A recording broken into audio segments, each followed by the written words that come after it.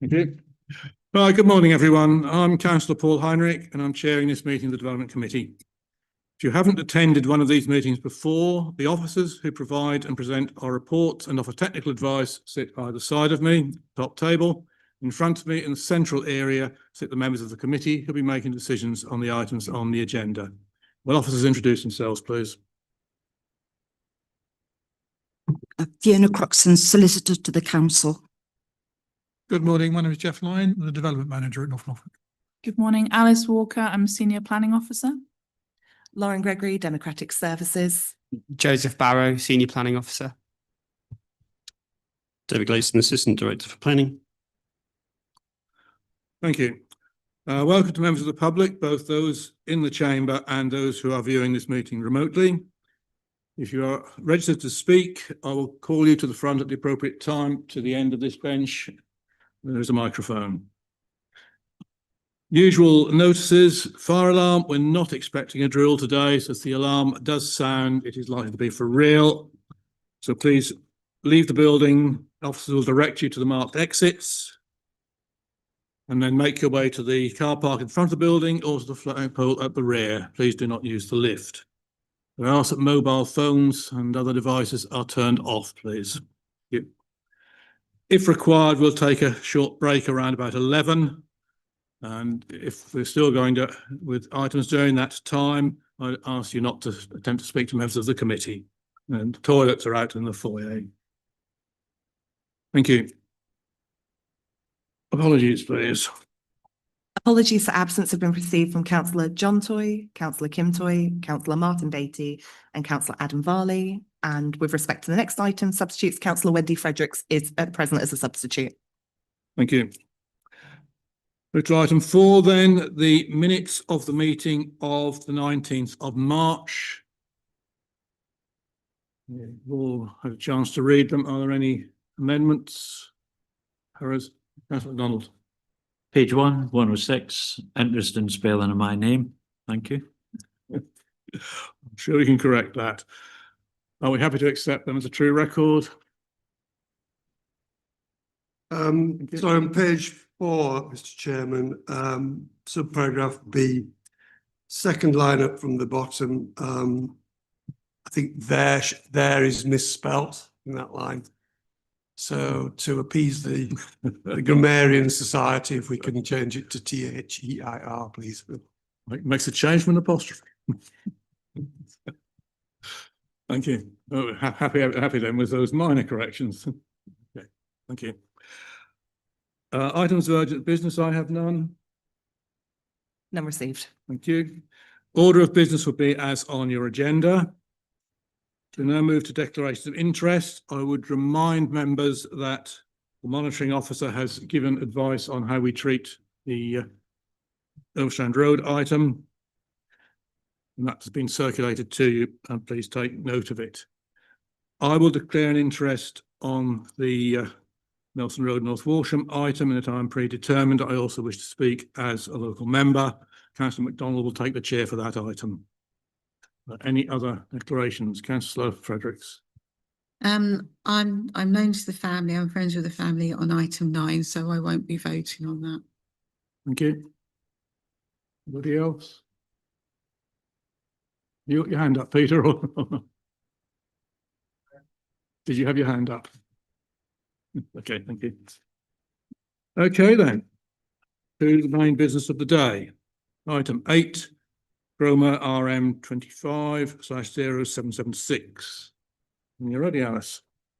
Good morning, members. Yes, so this is application PM 250776 for land off Overstrand Road, Cromer.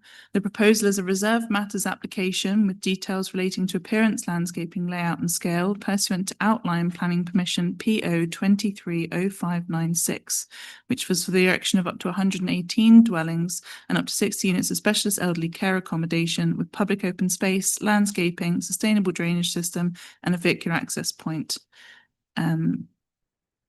At the last meeting of the Development Committee on Thursday, the 19th of March 2026, this reserve matters application was reported on. During the course of that meeting, it was mistakenly highlighted to members that drainage matters should not form part of members' considerations when determining the application. The detailed surface water drainage strategy, condition 9, and discharge of conditions 8 to 14 of the outline planning consent do form part of the report. This error was highlighted to members following the meeting. The appropriate way to address the procedural irregularity is a rehearing of the item at the earliest Development Committee, being today. The application should be heard again without prejudice or reference to earlier debate or decision making. Also, as a verbal update, since the report was published, we have received a further public representation and objection. The representation is not considered to raise any new material considerations that haven't already been covered in the report.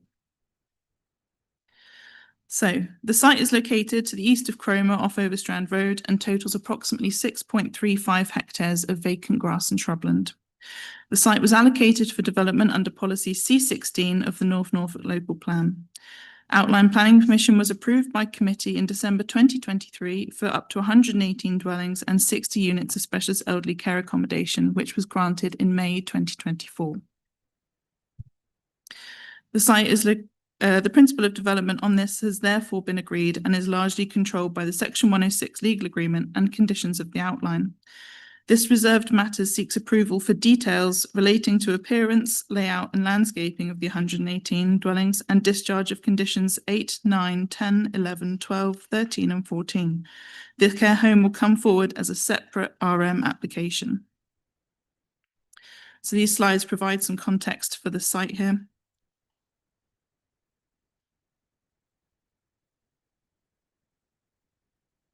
These are views of the western boundary of the site towards North Reps Road. Views towards the southwest corner. Following the end of consultation period, there were no outstanding consultee objections. However, we have received a number of objections locally from the Town Council, primarily relating to issues of flooding and biodiversity, as detailed in the report.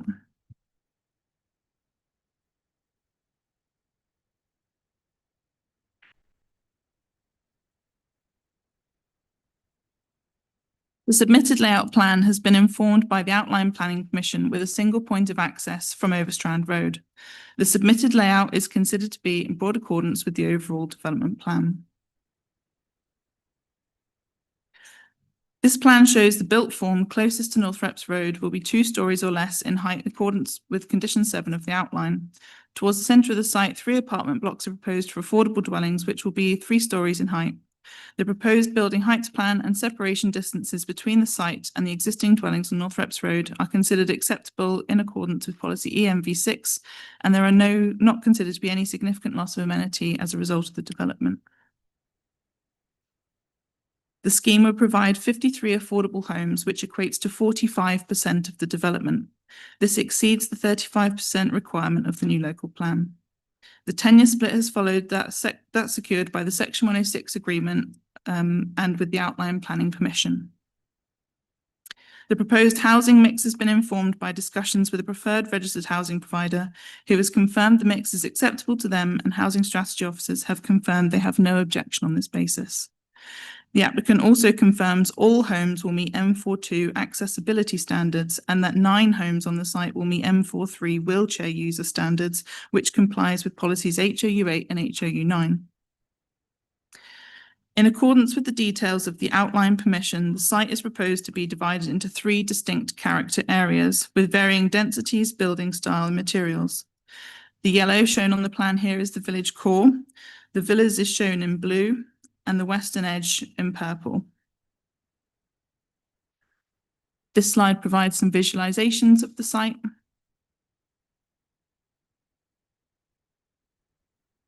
So we move to the character type. So the village core is in the centre of the site and has the highest density of dwellings, which can be seen from the street scenes in the middle here.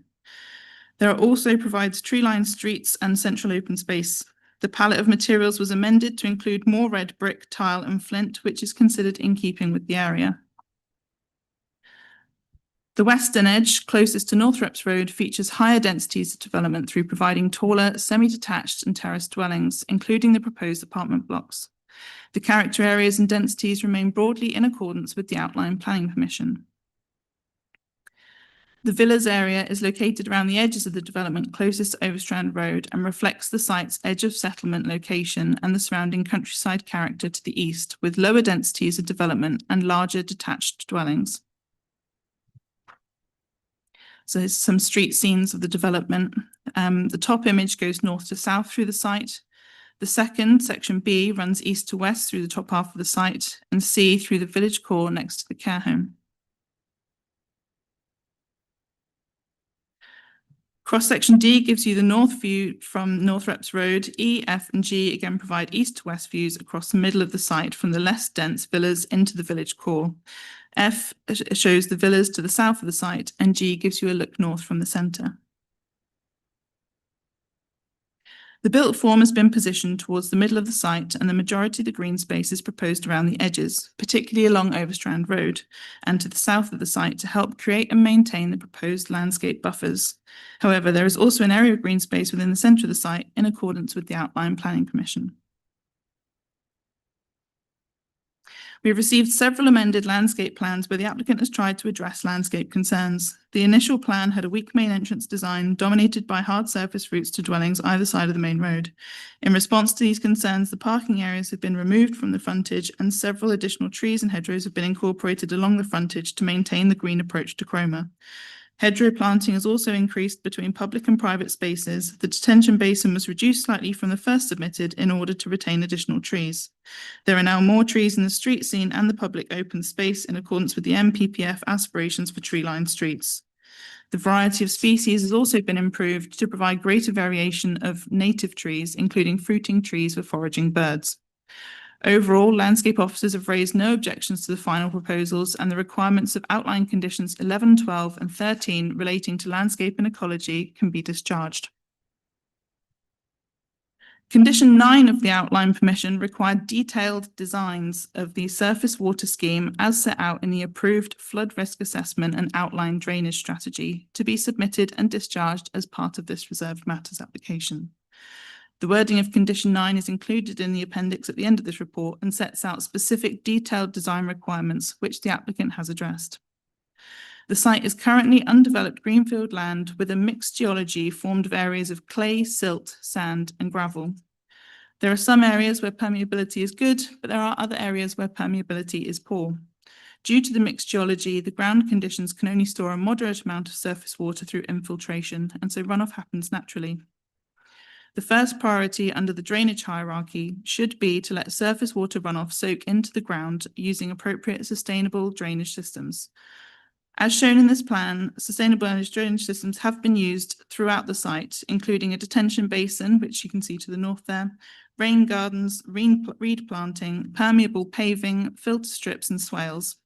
All the SUDS features have been designed to effectively mitigate extreme rainfall events, including the 1 in 100 year storm event, plus a 40% increase in rainfall intensity due to climate change. The detention basin retains around 25% spare capacity, even during the modelled 1 in 500 year storm event. This is in line with the recommendations of the MPPF in terms of addressing future implications for climate change and reduces risks to people and property. A SUDS management and maintenance plan is provided as a detailed appendix to the submitted flooding and drainage strategy and includes regular inspections, maintenance and management. The Section 106 agreement also ensures SUDS systems will continue to be maintained long-term in accordance with the management plan. The variable permeability across the site limits the use of SUDS infiltration. Therefore, excess surface water is captured, stored and discharged at a managed rate into the designated surface water sewer. Anglian Water have confirmed that the existing surface water sewer has enough spare capacity to serve the development. A surface water discharge rate of 10 litres per second has been agreed with Anglian Water. Members will note that this is lower than the 14.6 litres per second agreed at outline stage and improves upon the relevant greenfield runoff rates in extreme weather events. The plan on the screen shows the preferred connection point located in North Reps Road and the route that the surface water sewer takes. This is highlighted in orange. It initially flows down Station Road before taking a different route to the combined sewer and outfalls into a watercourse adjacent to the hospital. With regards to foul water, the site will connect to Cromer Water Recycling Centre, which Anglian Water have confirmed has capacity to treat wastewater flows, and that the existing sewer has capacity to serve the development. Again, the preferred foul water connection point would be located in North Reps Road. The site has been designed to an adoptable standard by Anglian Water, and the development includes controls to appropriately capture, store, and limit water flow from the site.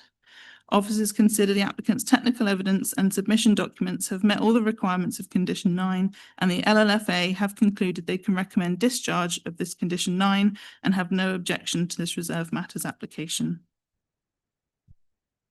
Officers note that local objection on drainage matters, including historic flooding incidents on Station Road and Harboard Road to the southeast of the site. These two maps were extracted from two LLFA flood reports and show the location of flood incidents in the area. So 2019 is shown there with flooding highlighted in orange, and 2016-17 flooding has points located in yellow. The October 2019 flood event was investigated by the LLFA and attributes property flooding to surface water entering the combined sewer, not to capacity issues within the separate water system and the development is charging into. The second map shows flooding incidents in the area between 2016 and 2017. The LLFA reports to 6 locations. The report did not provide a definitive cause of flooding, but refers to a number of issues, including overload of the drainage system, surcharging, obstruction, and excess runoff. The report lacks specific detail regarding to Station Road. However, the proposed development does not discharge surface water into the combined sewer that has been confirmed to be responsible for foul flooding events documented. Surface water from the site enters a separate designated surface water system. Whilst the development will discharge foul flows into the combined sewer, these flows are very low compared with stormwater volume and are not of a scale that would meaningfully affect system performance. Significant weight should be attached to the consultation responses of Anglian Water and the LLFA as two statutory agencies who have no objection to the proposed drainage strategy and confirm that foul water capacity is available. Therefore, officers conclude that all reasonable technical considerations have been resolved and there are no substantive evidential grounds to refuse the development on the grounds of flood risk and drainage. So in summary, the site benefits from outline planning permission and the principle of development has been established. The site delivers 4 to 5% affordable housing and 10% BNG. The key considerations outlined here have been covered, so I'll move to the recommendation. There are no objections from consultees and the required outline conditions have been fully met or can be partially discharged. Officers consider that subject to the imposition of conditions, the appearance, landscaping, layout and scale of the proposed development accords with the development plan. Sufficient information has been provided to satisfy the requirements of outline conditions 8, 9, 10, 11, 12, 13 and 14, and these can be discharged as part of this reserve matters application. Approval is therefore recommended subject to conditions. Thank you.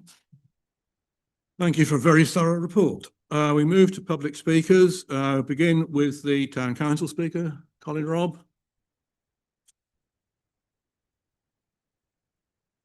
I think you know the procedure by now. Good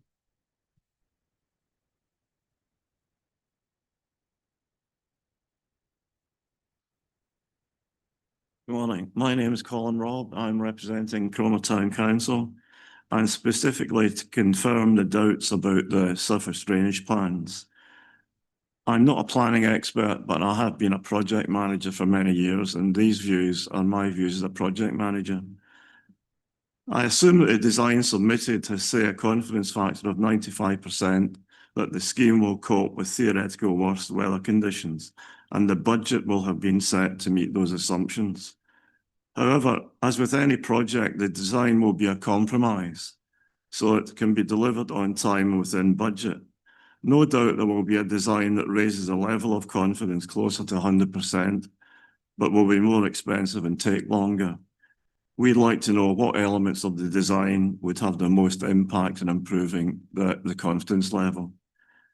Other common problems with projects with multiple partners is ownership. This project should have a single responsible owner, either Barrett's or Anglian Water, reducing the risk of doubt about where the buck stops.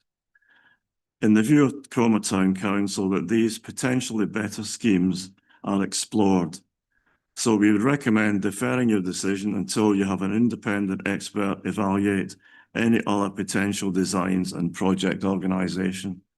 This would add a level of assurance that the scheme is not only a better short-term option, but that it will be better future-proofed, reducing the risk of costly rework in the future. Thank you. Thank you. We now move to objecting speakers. We begin with John Sansby. Microphone, please. Remind you have 3 minutes from when you start speaking.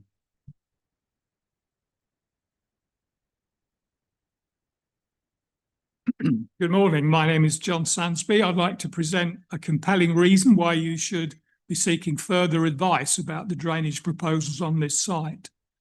DEFRA's technical standards for SUDs say that for greenfield development, the runoff volume discharged to any drain, sewer or water body must never exceed the natural greenfield runoff volume. So what is the greenfield runoff for this site? I'm a retired land drainage engineer and have lived opposite this field for 26 years. I understand exactly how it behaves in wet weather. The field is an enclosed catchment. It is bounded by Overstrand Road, Northrepps Road and the old railway line to the south. There are no sewer connections, no ditches, no watercourses and no drainage outlets. Most rainfall infiltrates directly into the ground and the rest informally drains overland and down to the northwest corner, where it ends its journey, creating a small marshy area. Importantly, nothing crosses Northrepps Road, which sits 1.5 metres higher than the lowest point.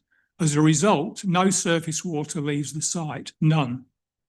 The developer's own drainage strategy agrees, stating, "We are not aware of any formal drainage of the land.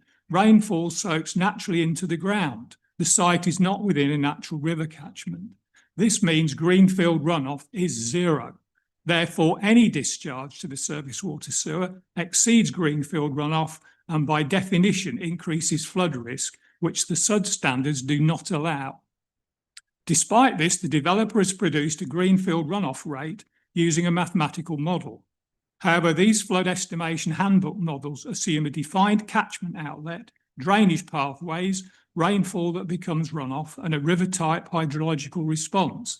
None of these are present, and in my opinion, the model is being used outside its intended context, producing a theoretical runoff when the real-world value is zero. These models were not designed to be used on very small catchments, and the SUDS regulations don't talk about theoretical runoff. They specify natural runoff. The developer argues that Anglian Water has given them permission to discharge 10 litres a second to the sewer, but that is 10 litres more than a sustainable drainage scheme should allow. I'm surprised this has been overlooked because a single visit to site will confirm what I'm saying. So given the potential impact on Station Road and beyond, the council should seek further independent drainage advice about this unique site and not rely entirely on the LFA. They clearly don't know what happens in Station Road. I believe these proposals are contrary to the fundamental requirements of SUDS design and are also in breach of Council Policy CC7, which says all proposals must ensure they do not increase flood risk elsewhere. Thank you. To that point, thank you. Next objection speaker, Derek Smader. Hope I pronounced your name correctly.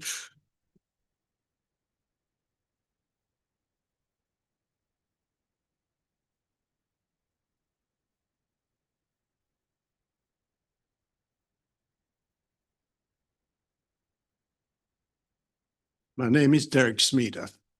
I live at 133 Overstrand Road.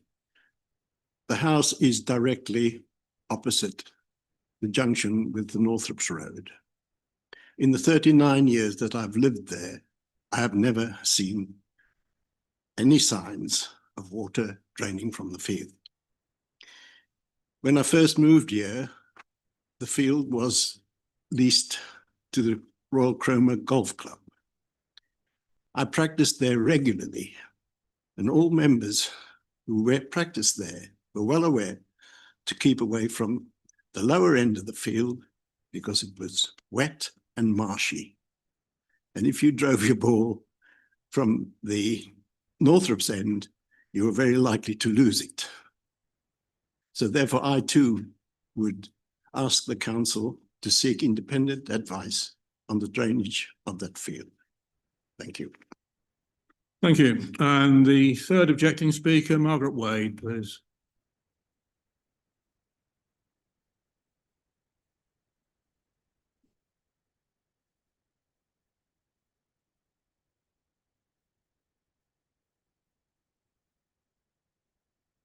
Good morning. My name is Margaret Wade and I strongly object to this development. At the moment, this parcel of land holds 100% of the rainfall that falls onto it from all the surrounding areas. Once the site is developed, 10 litres, that's a bath full of water every 12 seconds, will run off into the surface water sewer. Out of curiosity, why did Anglian Water suddenly find additional capacity in their sewer network, going from 6 litres to 10 litres, when we know there is already flooding on Station Road? Current predictions are for a 40% increase in rainfall, which can only make the situation worse in the future. I would like to focus your attention on condition 9 and highlight the following points. Firstly, where is the evidence that condition 9 has been fulfilled, and can local people see the evidence? After all, they are the ones whose homes are at risk if this development goes ahead. Secondly, in accordance with paragraphs 5 and 7 of condition 9, we need to see a flood exceedance plan and details of the emergency spillway. When the flood basin is full, where will the water go? Uphill, as indicated in the developer's plan? Thirdly, the foul water will drain down Park Road into a combined Victorian drainage system under Ferns Park. The combined system with the extra load will not be capable of handling it, putting houses on Station Road at risk of being flooded with sewage. The existing stormwater overflow tanks are already way past capacity, and the additional load on the nearby surface water sewer will just make things even worse. Fourthly, in accordance with paragraph 11 of condition 9, we need evidence of a maintenance and management plan detailing the activities required with specific timeframes and details of who will adopt and maintain the surface water drainage feature in perpetuity. Can I remind you of the DEFRA statement? John already covered that. At present, there is no surface water runoff from this site. The maths are clear. Once the flood basin is full, there will be an extra 36,000 litres of water running off per hour in excess of the DEFRA guidelines. I believe if this development goes ahead, there are two choices available to you, ladies and gentlemen. Either reduce the number of houses being built or ask for a significant investment in the sewage and drainage systems to make them fit for purpose. The Flood Estimation Handbook, pretty much the Bible for drainage practitioners, says, however great the cost of a thorough flood frequency appraisal, it is likely to be more affordable than a half day spent in court. In the light of all this information, I believe the first port of call is for you to commission an independent third-party advice. Thank you. Thank you. I have supporting speaker, Jessica Groom. As there have been 3 objecting speakers, you have up to 9 minutes.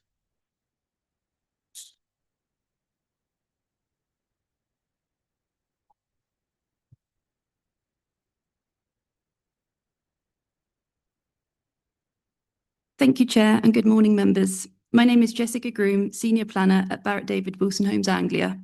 Members will recall the application being before the Development Committee last month. By way of a brief introduction only, BDW Anglia has a long-standing track record of delivering high-quality residential development across East Anglia. We are committed to working collaboratively with North Norfolk District Council to deliver sustainable residential development in the district. As set out comprehensively in the officer's report and presentation, the Reserve Matters application before you today, including details to discharge the relevant conditions, remains unchanged from that previously presented. I'm conscious that all aspects of the application are capable of being considered today. However, I'm keen to use this opportunity to focus largely on drainage matters, as that is where the majority of local concern has been directed. Before I say anything further on drainage, I'd like to be clear that the Reserve Matters application before you, including details to discharge condition 9, is supported by both the Lead Local Flood Authority and Anglian Water, neither of whom raise any objection. Ordinarily, and as officers clarified, that professional advice would conclude the matter. However, Given the level of local concern and associated comments that have been raised recently, I think it is helpful to clarify a number of points so members can be comfortable with the technical position. Drainage and flood risk are understandably matters of local interest, as was highlighted when the outline application was determined and when we engaged with the Town Council prior to the submission of this application. Accordingly, on this site, we have taken an especially thorough, evidence-led approach informed by detailed site investigations, updated modelling and sustained engagement with both consultees. As confirmed in the officer's report, the scheme complies with Local Plan Policy CC7, which requires development to ensure it does not increase flood risk elsewhere. The submitted flood risk assessment, which the LLFA as statutory consultee are satisfied with, confirms that runoff does naturally occur from the site, reflecting its ground conditions, including areas of clay. This has been fully accounted for within the drainage strategy. The proposed approach follows both national policy and the LLFA guidance and applies the established hierarchy of drainage options. Whilst I'm sure members will be familiar from other approved schemes with how modern drainage systems operate, I will briefly touch on a few of the key principles. Where ground conditions allow, infiltration has, in accordance with best practice, been utilised, with locations have been informed by groundwater monitoring and agreed with the LLFA. Where infiltration is not feasible, the surface water is managed through a robust sustainable drainage system. This includes permeable paving with individual flow controls, roadside swell features and rain gardens. These features are widely accepted across other developments. Together, these features focus on capturing rainfall where it falls rather than letting it run freely across hard surfaces or off-site.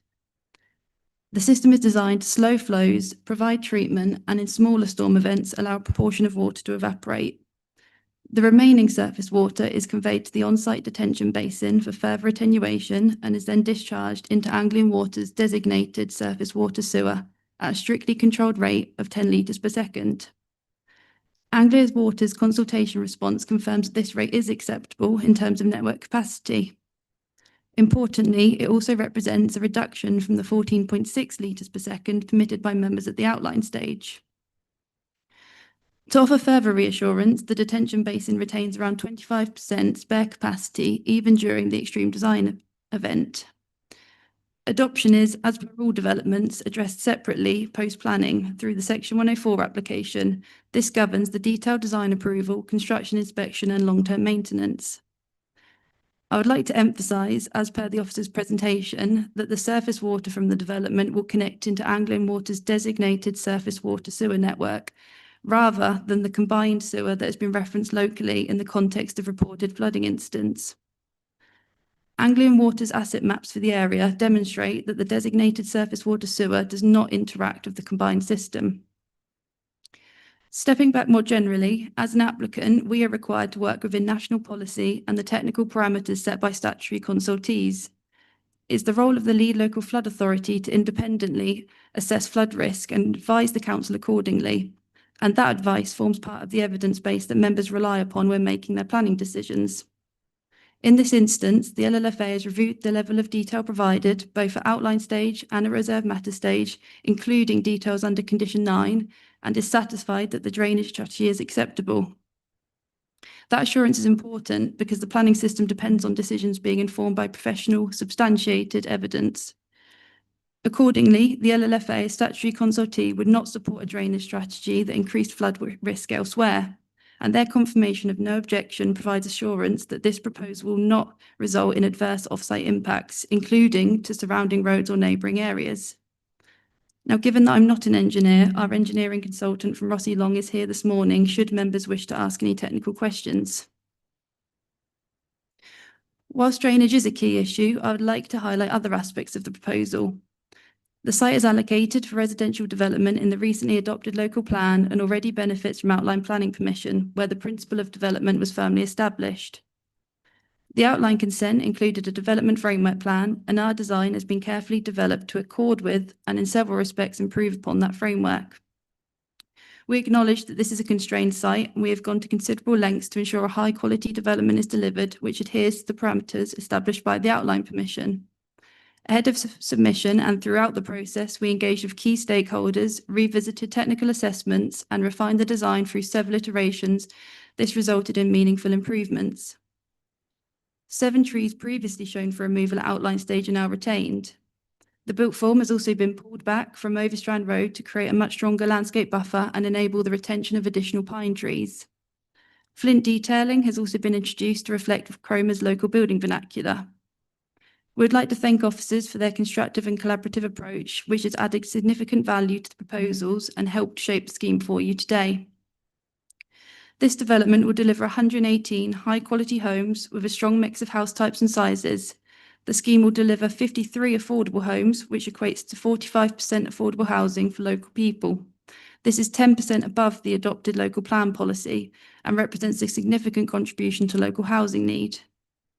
Approximately 2.7 hectares of the scheme is dedicated to landscape, public open space and habitat-related features, including tree-lined streets, landscape buffers and new areas of green space.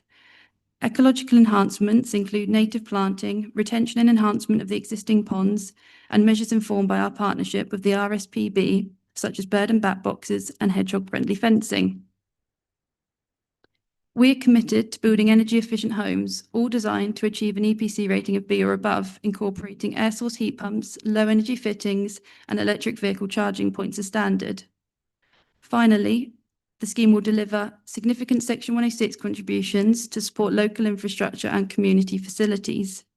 This includes over £500,000 towards healthcare, along with significant contributions to off-site play and library provision. This is a policy-compliant, landscape-led, sustainable development that has been worked up in close consultation with key stakeholders. The scheme responds to local needs and national priorities, delivers much-needed homes, of which 45% will be affordable, and delivers significant community benefits without giving rise to drainage or flood risk harm. There are no evidenced planning reasons as to why this application should not be approved, and we therefore respectfully ask members to grant approval in line with the officer recommendation today. I thank you again for your time and would be pleased to answer any questions from members. Thank you. We move then to local member. Councillor Tuck is unable to attend. Councillor Adams is speaking on behalf. Thank you, Mr. Chairman. Before we start, Lauren's already got that open. Thank you. So we'll begin. The area has been subject to flood investigation report, as this slide shows, and I'd say that's pretty explicit, in fact, about the issues that we have seen in terms of insufficient capacity to deal with the amount of water, and these are during rainfall events. And if you go to the next slide, that's a separate incident, earlier date, 31st December. Again, we've seen this time and time and again. Move on to the third, please, Lauren. So we are back here to consider this application again solely due to the site-specific policies applied to this land in respect of flood prevention, which is a factor this council has long recognised needs clear consideration within the planning process for this site.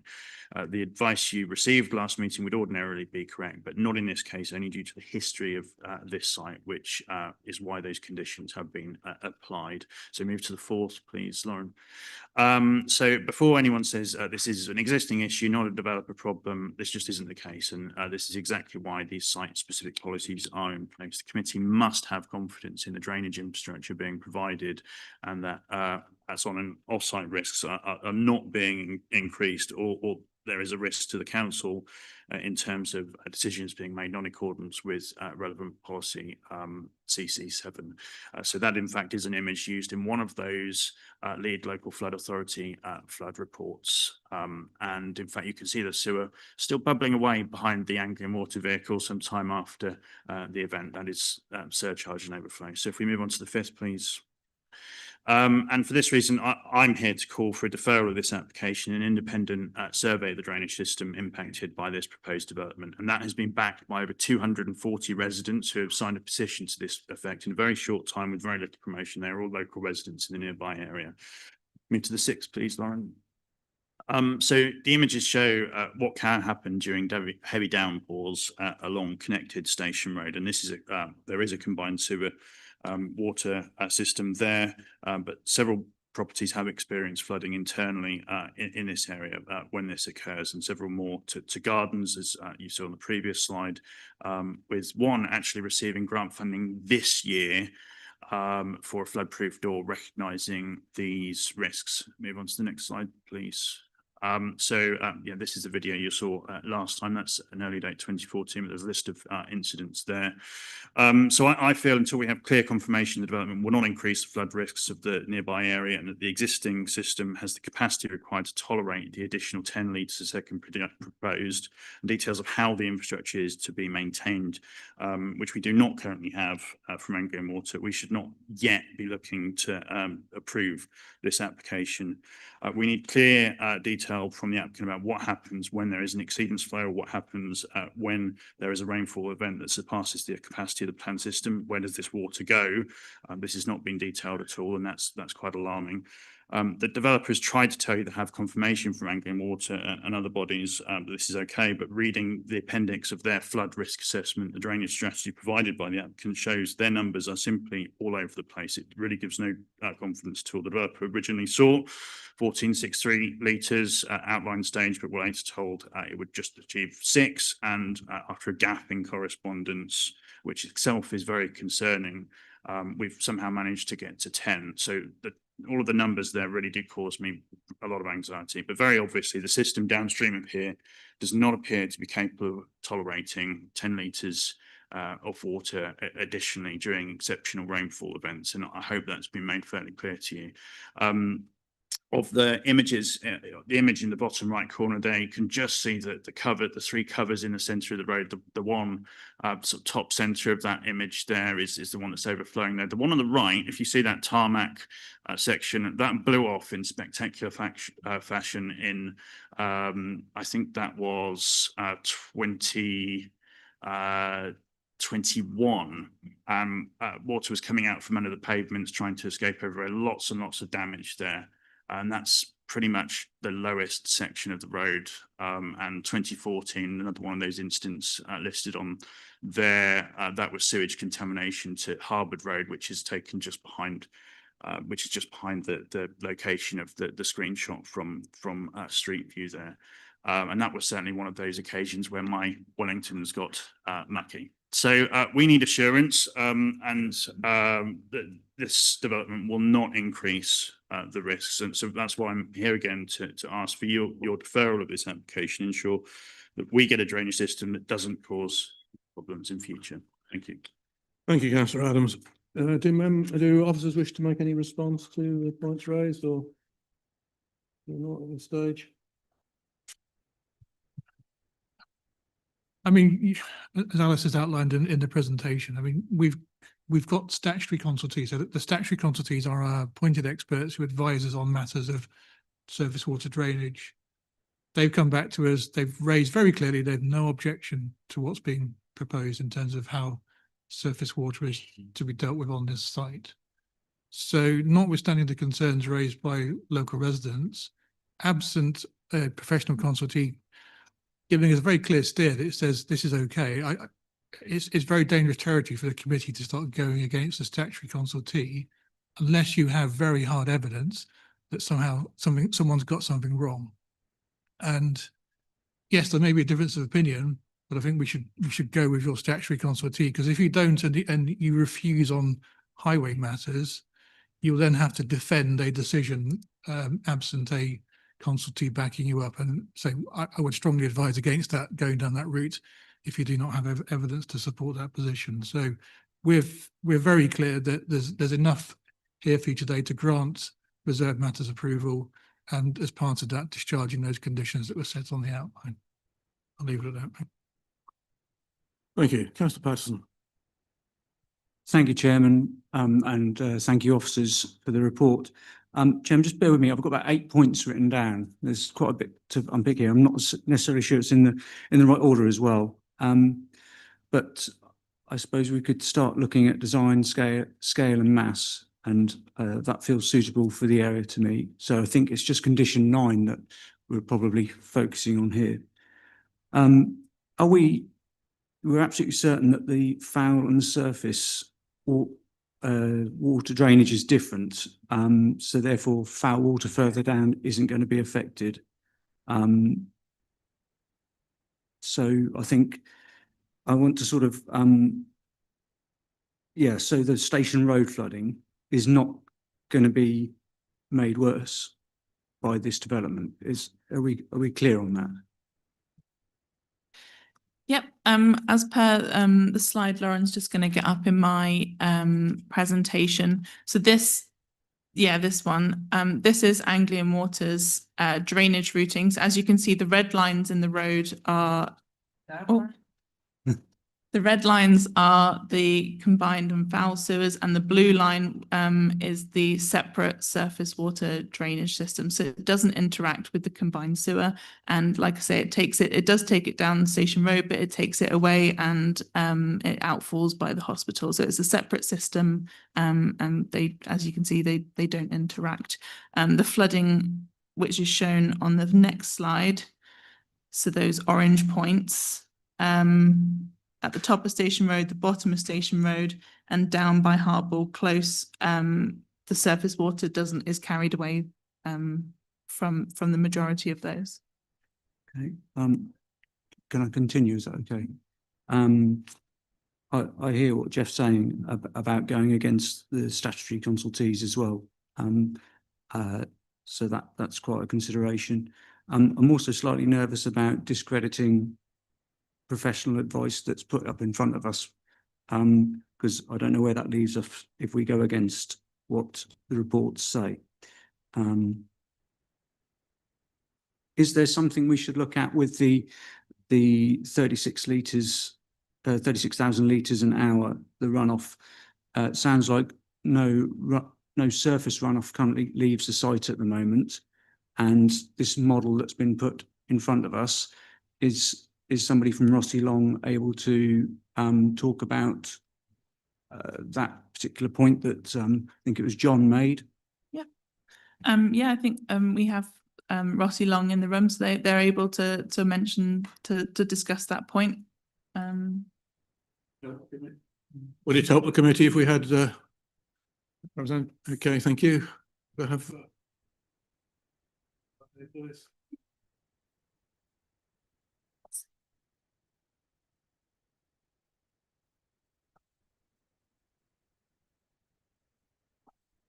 could you initially respond to Councillor Patterson's question and then any others that might then arise? Thank you. Thank you. Apologies, sorry, I'm Emma Kerrison. I'm an associate engineer for Rossi Long Consulting. So my question was around surface water leaving the site. It sounds like at present there isn't any leaving the site, but you've built into model that some is. Can you give us some more information around that? So from the geotechnical investigations that we've carried out on site, the ground conditions are very variable. They're quite clayey. There's what we call perched groundwater and high groundwater at the northern end. And we've done infiltration testing across the site. Infiltration is very poor in some locations. And in the natural scenario, I don't believe that in very extreme events, I don't believe that the ground conditions can support all of the runoff being able to be retained on site.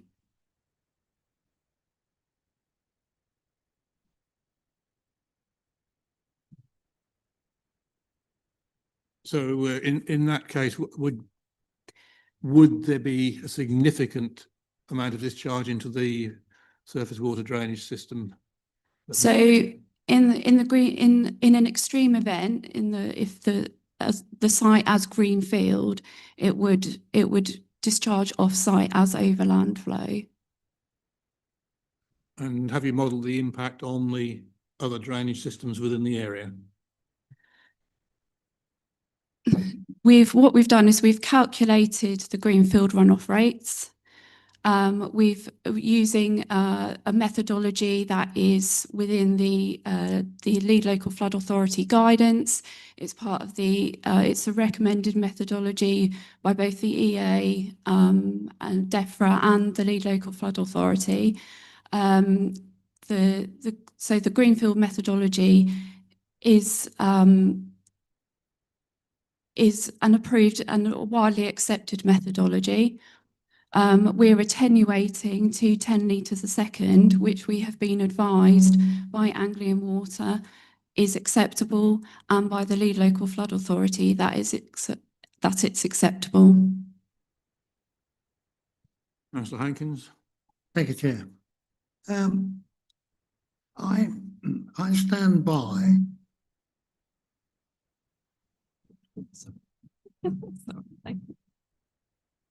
Oh, mine's awesome. That wasn't me.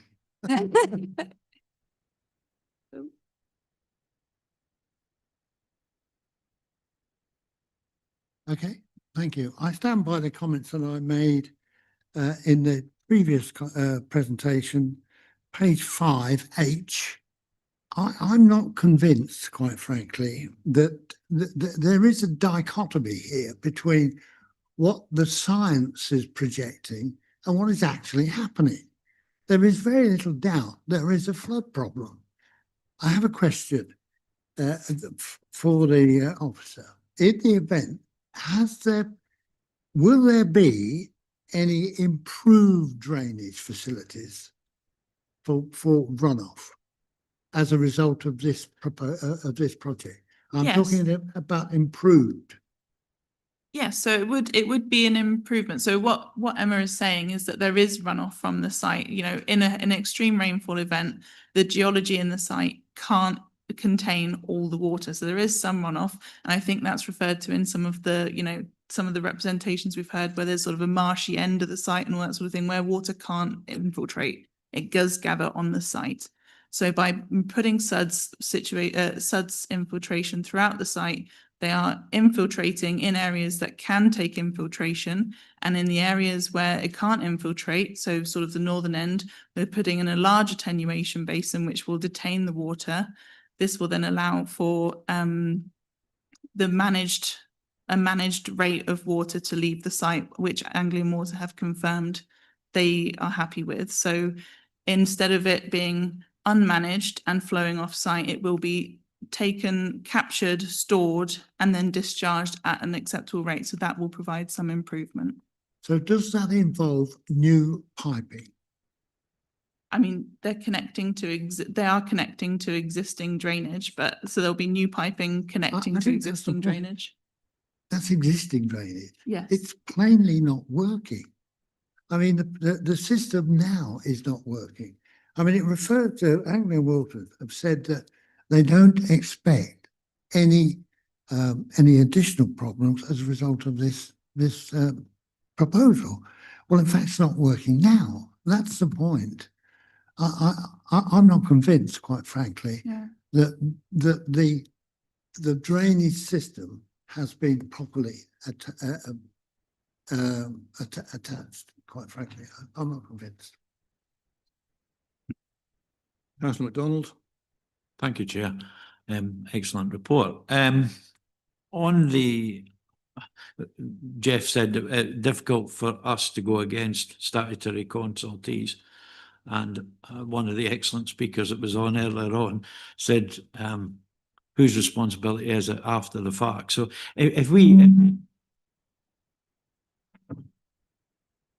if somebody, if we agree that it should go ahead and this all floods like it has done, then who is responsible? Are the statutory consultees the ones that take responsibility for it, or is it us? Yeah, so Anglian Water it's been designed to be an adoptable standard by Anglian Water, and Anglian Water manage, so they'll take responsibility for their sewer. So Anglian Water would be the responsible body. Thank you.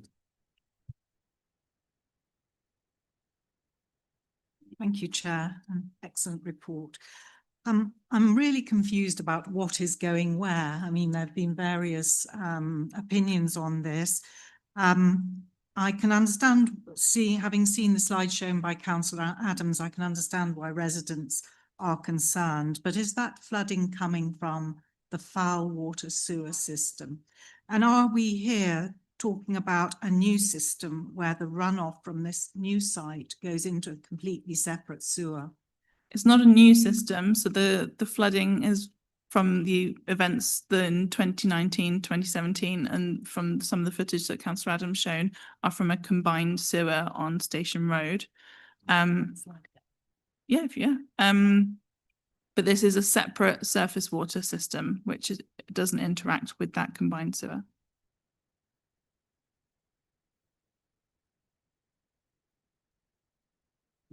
Could the engineer confirm that, please?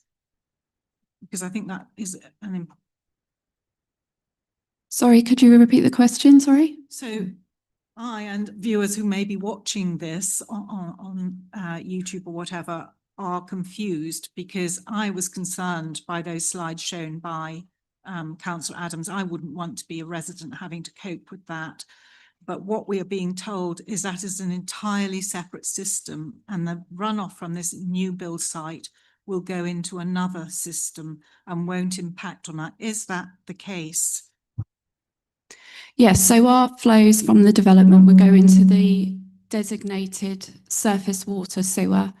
The flooding that's being reported in the press and is noted in the Norfolk County Council flood investigation reports are from the combined system, and that's because it's a combined foul and surface water flows that's flooding. That's how come we're getting the contaminated water.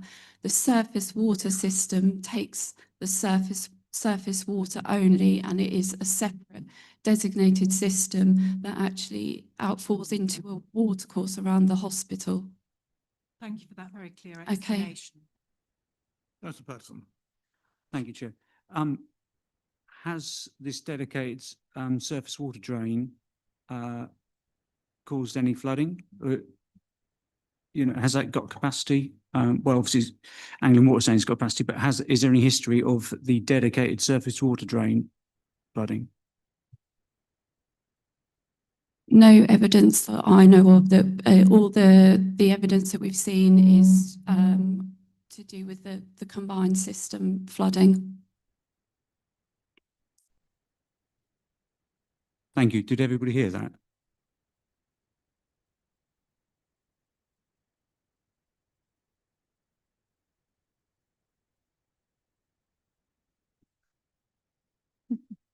Thank you, Chair, and thank you, members and members of the public and also experts.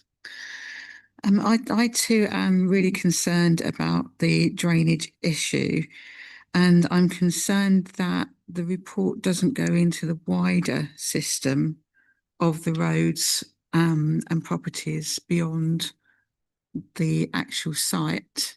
I commend you for the amount of affordable housing. I think that's amazing. And I'm just wondering if we could expand that report to go into the local area, just to assure those residents that are worried about the safety of their houses. Is that a possible solution to this?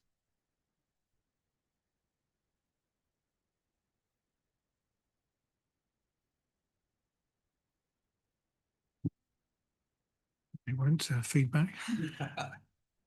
I think it's worth sort of pointing out in terms of sort of planning principles.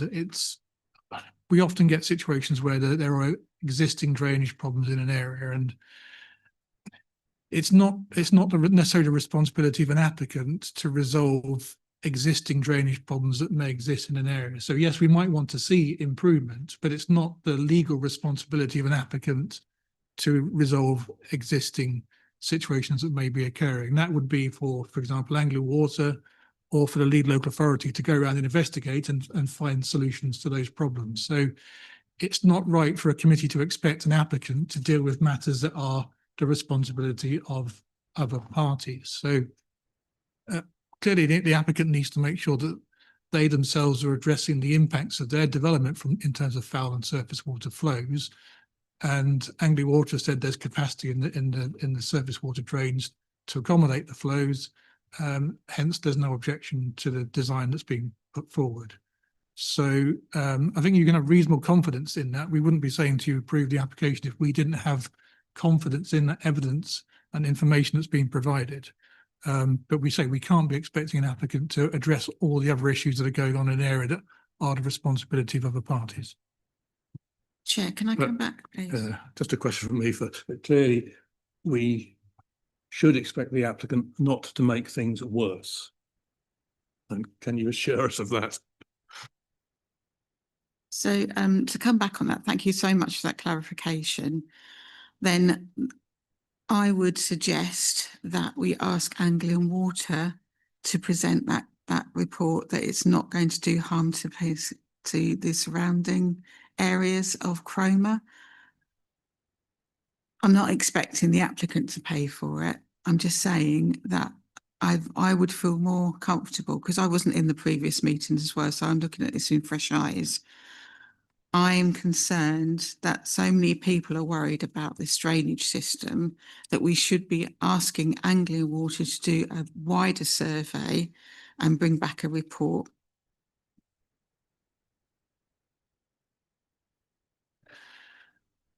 I mean, as you know, we have fairly regular dialogue with Anglia Water to try and address known issues that we have in the area.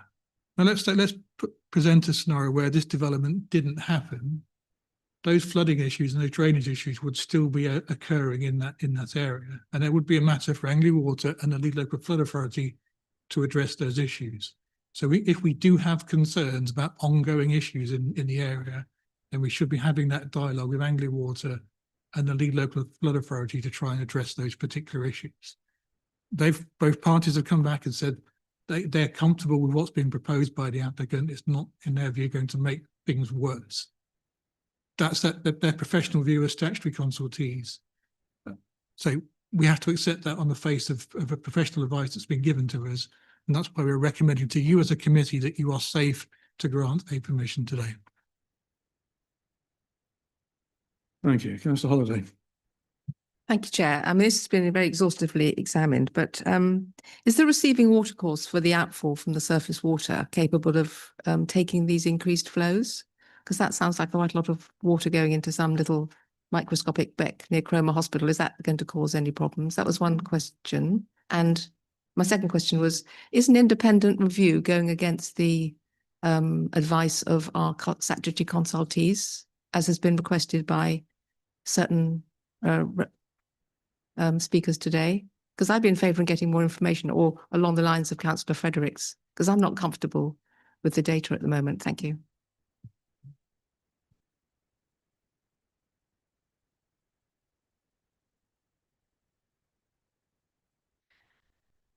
The 10 litres a second in the grand scheme of things is not a massive flow. In unattenuated, the runoff from that site, from the impermeable area, you would be talking hundreds of litres a second. So it's very small. It's a very small proportion of runoff that, you know, of the actual flow from the development, that we're controlling it to a very small rate in comparison to what would be running off if it was unattenuated.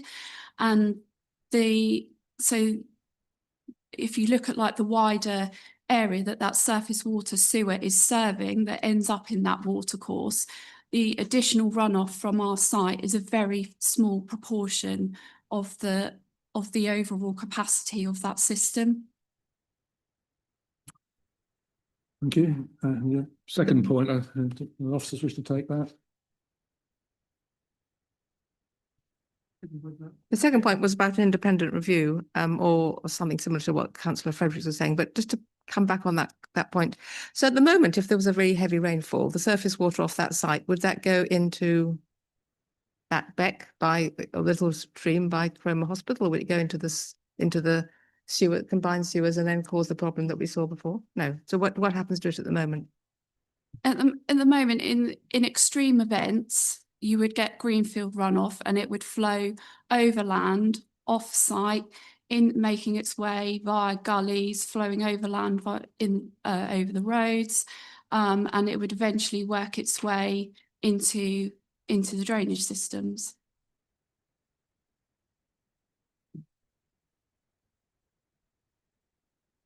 I still think we need an independent review of some sort. Thank you. Yeah. Councillor Fisher first. So you beat you to it. Yes, thank you, Mr. Chairman. This is very confusing, isn't it? there is no doubt, as we've seen from the photographs and video, that there is a problem with the drainage system and water getting into that combined system. And it's a Victorian system and it's been added on to.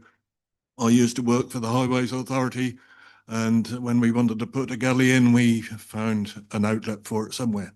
So there's no doubt that there's a problem with the existing system, and whether anybody knows what's connected to it or not, I don't know. But this site, we've heard variously that there is no runoff from it because the low point is below the road. We've also heard that there is some runoff, and that runoff is going into that combined sewer at the moment, if indeed there is some. The site, as I understand it, if I'm getting this right in my head, will have an attenuation pond which will gather water. The spots on that land that can carry drainage will be drained into, but I assume some sort of tanking system, egg box system, or whatever it is to hold the water.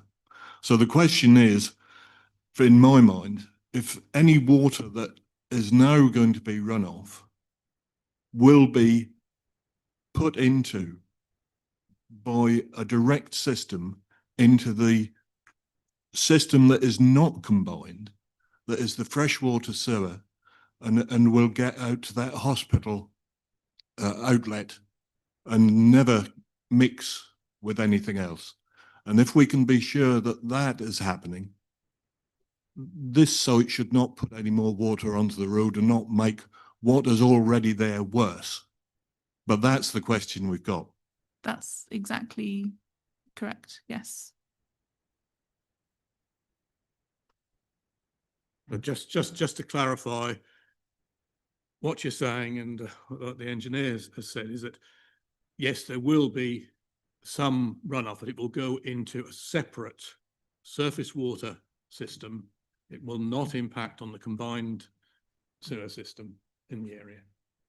Yep, that's correct. So it all goes into the detention basin and is then, which gathers in that part of the site where water naturally gathers anyway.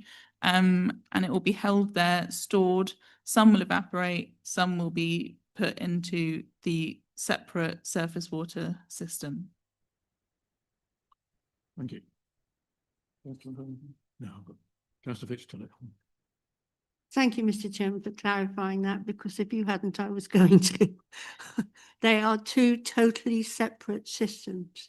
Now, I, as you know, have been very, very concerned about the drainage of this area, and having read through the very great detailed explanation of number 9, I am content that actually the surface water drainage, I think, will be okay. I think the contractors who are, in turn, if we approve this, are actually going to develop the site are going to have a headache, because what's happened is with the old railway embankment at the back, it's actually turning that particular area into a sump, which is very much like what happened at Lutchens Drive in Overstrand. And when they came to actually develop that, they had to pile drive to actually get the properties stable enough to actually drive on them. So it's going to be a total nightmare, and I don't envy them at all. But I think the potential for flooding underground conditions, I think, have actually been addressed. Thank you. Are you therefore going to propose acceptance of the recommendation? I think I probably am. I'm not going to be very popular in the area, but I do think it's a bit of a curate's egg in so much as the design is good. We've got low-cost housing, everything. It's ticking all the boxes. And at the end of the day, I'm afraid to say, members, that because it has been adopted into our local plan, we probably cannot stop it. And it has outline permission. Thank you, Chair. I'd be happy to second that.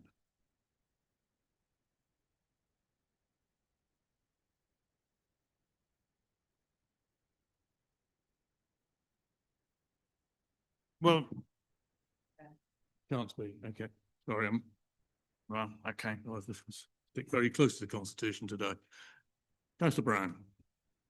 Thank you, Mr. Chairman. Good morning, everybody. Can I just check that future expense of maintaining any system that is put in by the developer will fall upon either the developer themselves in future in perpetuity, or if Anglian Water are limited in what they will be responsible in terms of adoption costs. I'm just concerned that residents are protected on this development from any financial liability to maintain and keep this rather intricate drainage system, which we hope will help solve some of the runoff problem and consign the footage that we've seen of flooding due to storm overflows, principally having runoff surface water going into the same channels as foul sewage, which we know is the bane of Anglian Water's life, ad nauseam at this committee. I just want to have the comfort that there won't be any expense falling on to residents by way of management charges.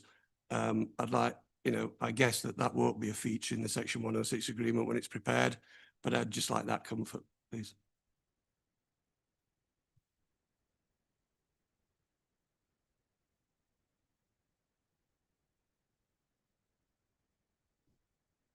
So there is a management and maintenance plan in Appendix K of the flooding and drainage strategy, which stipulates the responsibilities. Anglian Water are responsible for any of the drainage that they adopt, so they would be the responsible body for that. So will they be adopting some of the surface water drainage? The SUDs, no, they won't be adopting the SUDs on site, but they would be responsible for Well, with any engineering, what I'm thinking is that it will require future maintenance. It won't last forever. And what will happen when it needs it, if it's not something that's adopted by Anglian Water? So it's maintained, in the management plan, it's stipulated that it's maintained by the management company. And who is the management company? Is it residents contributing through some form of precept annually? Or is it, I don't know, is it Barrett, Wilson, as long as they exist, which isn't a given, of course? Will it be their responsibility? I just want to know where the expense is falling. I think it's a fair question, to be honest. I don't have details. Yeah, it will be, yeah. I mean, normally issues where we're managing open space on site, that's normally captured in the Section 106 obligation, and Alice is just checking the outline 106. So normally that kind of sets out that in years gone by, it would have been offered to the council to adopt open space. We very rarely do that these days. The next option down is for a town or parish council to adopt that open space, and then a management company set up. And usually in those sort of scenarios, as I understand, householders become effectively shareholders in that management company. So each resident becomes a shareholder in that management company, and that does usually involve an annual charge that's payable by those residents. So it's not an unusual model for managing open space, but yeah, that expense would fall to residents to pay for.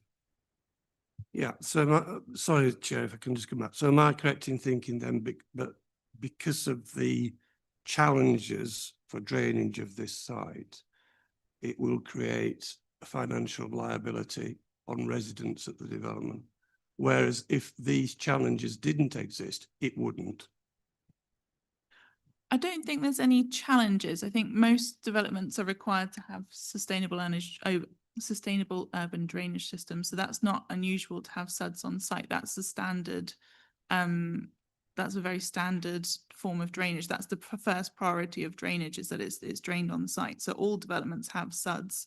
And therefore, for a management company to take that on is also how it's usually done. And the section 106, I've got it up here. It says 4.7 of the section 106 says to procure that the buyer of each dwelling comprised in the development enters into the following covenants direct with the management company, to pay the management company a fair and reasonable proportion of the costs and expenses incurred by the management company in respect of its administration, and ensuring and maintaining, repairing and as necessary, reviewing the SUDs in accordance with the approved management plan, and that upon any subsequent sale of such dwelling, he will procure that the incoming buyer shall enter into direct covenants with the management company. So the management of the SUDs will be by the management company, which people who own the houses will contribute to, but it's not any more complicated than any other site. Do you know? So it's quite a standard procedure. Yeah, so all our sites are having SUDS systems Mhm. which are creating these financial liabilities, is what we're saying, and this isn't exceptional. Fine, that's clarified that for me. Thank you very much. Councillor Vickers. I think, you know, I've received clarification on that. Yeah, so that's fine. I think other developments have management committees. I just wanted to be clear, is this a planning issue? I mean, I understand Councillor Brown's concerns about impact on residents and people who buy the house, but is that specifically a planning issue? I don't know that it's a planning issue. It's a structure that is used quite broadly in planning, and there's lots of developments that have used it. That I'm quite familiar with the practice. It's what I meant is, should we be taking that into account in our decision making? Yeah. I mean, that issue was taken into account at the outline stage, because that formed part of the legal agreement that was signed as part of the outline permission. So management of open space, management of surface water drainage, those are the sort of things that you need to secure at the outline stage, and that's why they were included in the section 106 obligation. So they are planning matters because they are covered by the section 106, but your decision today doesn't necessarily need to go over those previous issues that have already been resolved and addressed. Councillor Hankins. Thanks, Chair. Can I suggest, given the concern that residents have with regard to this potential flooding, and I mean, the engineer has referred to the extenuating circumstances. I think that was, and yet we've seen a slide with flooding occurring pretty well every other year. Can I suggest that we go back to Anglian Water and ask them to review or revisit their decision on the basis of that concern, so that they come back and say they're absolutely clear that their advice is the right advice? I mean, they have been consulted several times throughout the application, and they have confirmed that they are completely content with the discharge rate of 10 I have no doubt that they have been consulted on several times, but they're looking at a whole series of applications and so on and so forth. Mhm. It could be that on this particular occasion, I think they should revisit their conclusion. I think that would then therefore satisfy residents that this is a good application. It's a good thing with a major flaw, and the major flaw is drainage. And so in respect of the residents that have voiced these concerns, I think that it would help if they have some comfort that Anglian Water are absolutely clear that this will work without a worsening of the situation. Thank you, Mr. Chair. I think, Councillor, we've already been advised by officers that Anglian Water are well aware of the flooding issues in Station Road. It's just that they seem to not bother to do anything about it. It's not a little bit separate from the decision we're about to make this morning. Yes, go ahead, Councillor. Thank you. Thank you for having me back. I'd like to make a recommendation.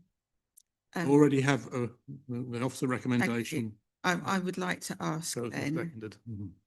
that a letter be written to Anglian Water and that the chair of development committee and the leader of the council or the ward councillor and town council will have assurance from them in a meeting to discuss this, because it's obviously a really big concern for the residents, and we're here for the residents. We're not here for just policy. So I would suggest that, Chair, perhaps you would write a letter to Anglian Water and just have a meeting with them regarding this, and also Station Road, and seeing what they're going to do about it.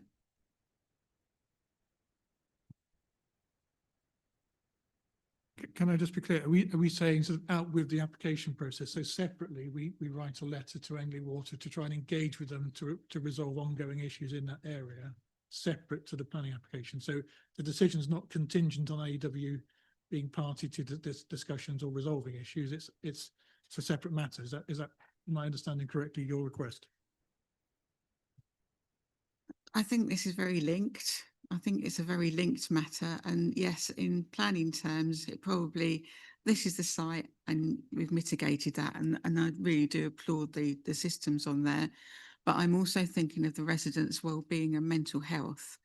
So I would like assurances that the chair would meet with Anglian Water in respect to this development, further developments and the improvements upon the Station Road.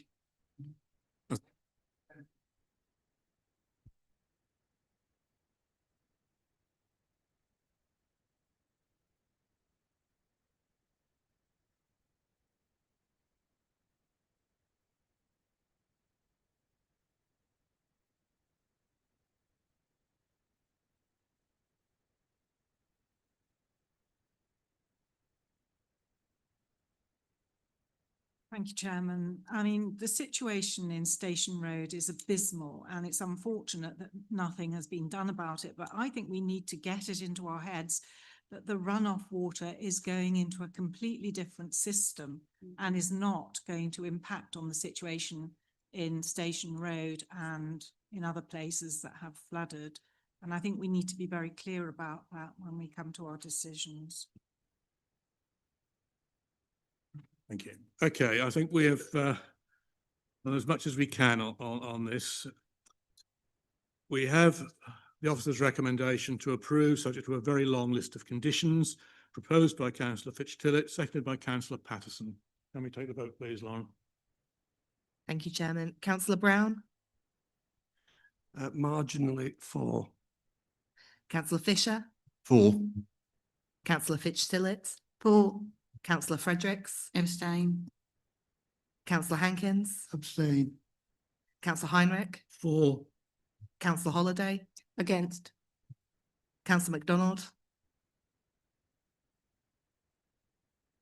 Against. Councillor Neverway? Councillor Patterson? For. And Councillor Vickers? For. That is 6 votes for, 3 against and 2 abstentions. The recommendation is approved. Yeah.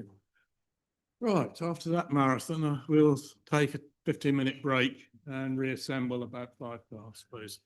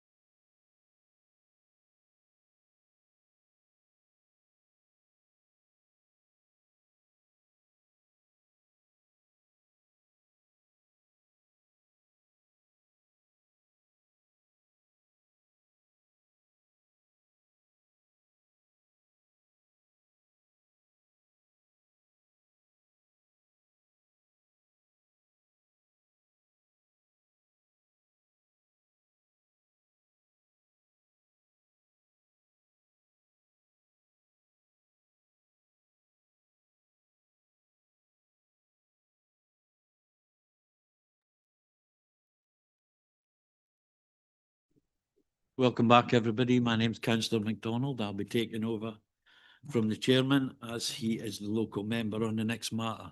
And in this matter, Councillor Hankin will be not participating. Can we carry on, please? Thank you very much, Mr. Chairman. Good morning, members. The application before you now is an application land rear of 1 Nelson Road. Much like the previous item, it was heard at the last committee and deferred pending a site visit which has been undertaken for this proposal. So we shall proceed to move through the PowerPoint now. There will be a verbal update as well based on matters that have been raised significantly, but some slides have been prepared on that, so I will present that to you in full as we move through. So looking here at the site location plan, you can see residential properties to the south, that is Nelson Road, and the access point there with the thin red line projecting onto Nelson Road, that is the vehicular access. The site in question is an area of land to the rear of those properties, and there's some sheltered housing as well to the north.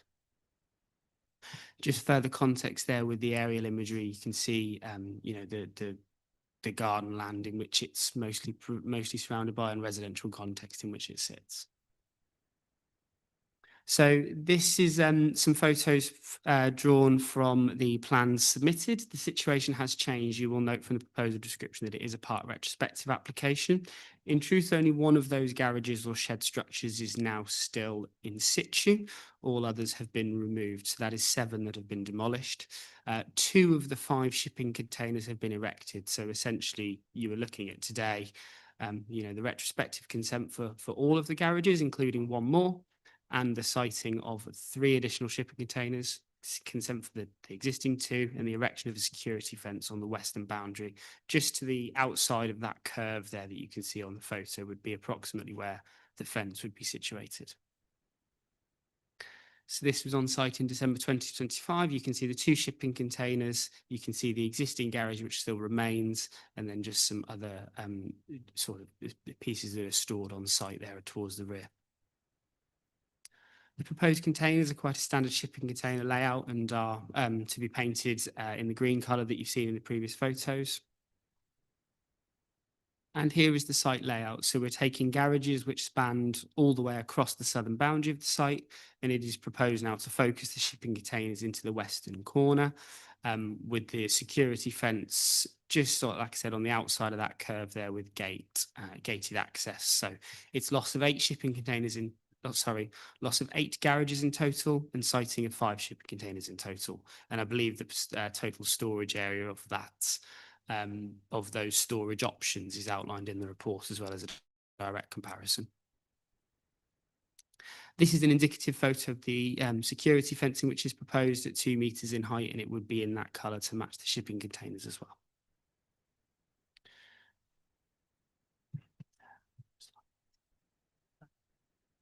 Sorry. Apologies, there's might be some slides missing. I do apologise for this, sorry.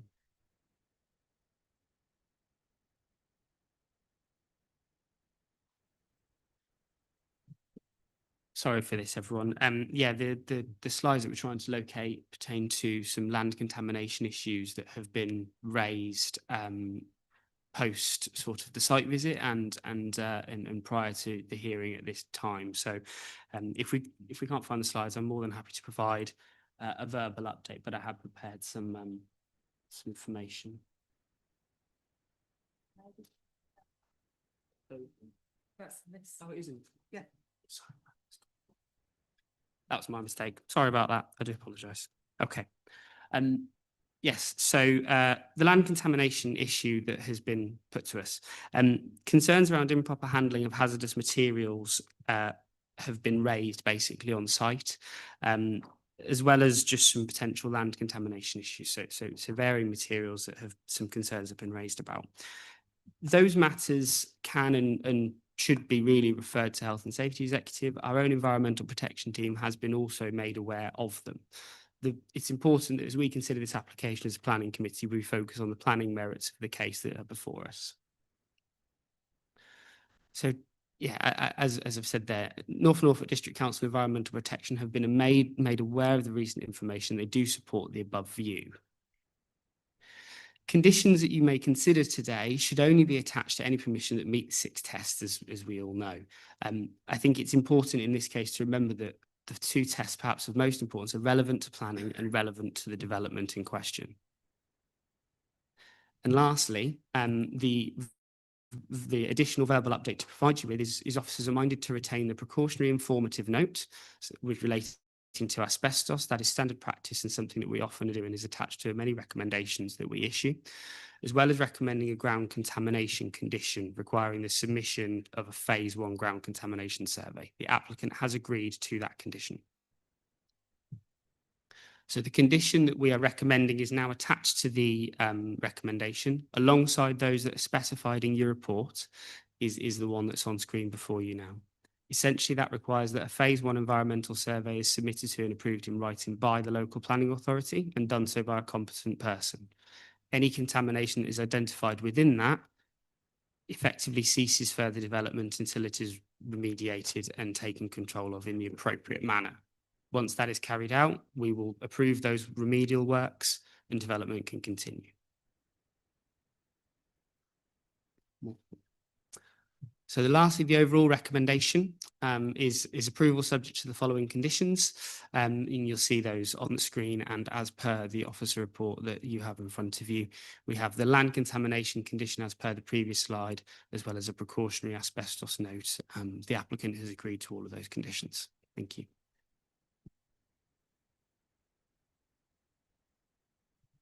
Thank you. We have Town Councillor Eric, Mr. Seward. Can you end microphone there?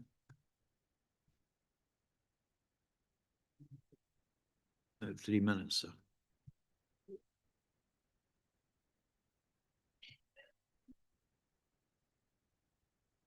Good morning. My name is Eric Seward and I'm here representing North Horsham Town Council this morning, of which I am a member. Town Council would firstly like to thank members of the committee for arranging a site meeting, and trust this will assist you in your deliberations today on the planning application. The Town Council has 3 main concerns about this application and believes it should be refused. They are: it is a confined site with a narrow access in a residential area and in close proximity to sheltered housing, Manor Court and Bloom Court on one side, and family former social housing on the other side. The proposed development is not residential or anything supporting a residential area. It is a business, a storage business.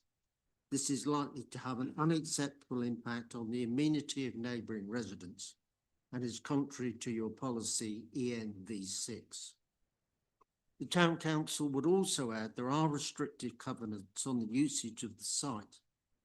When it was sold by Victory Flagship to the current owner, the land registry documents show the site is not to be used for any purpose other than private garages and for consent to be required for new temporary or permanent buildings.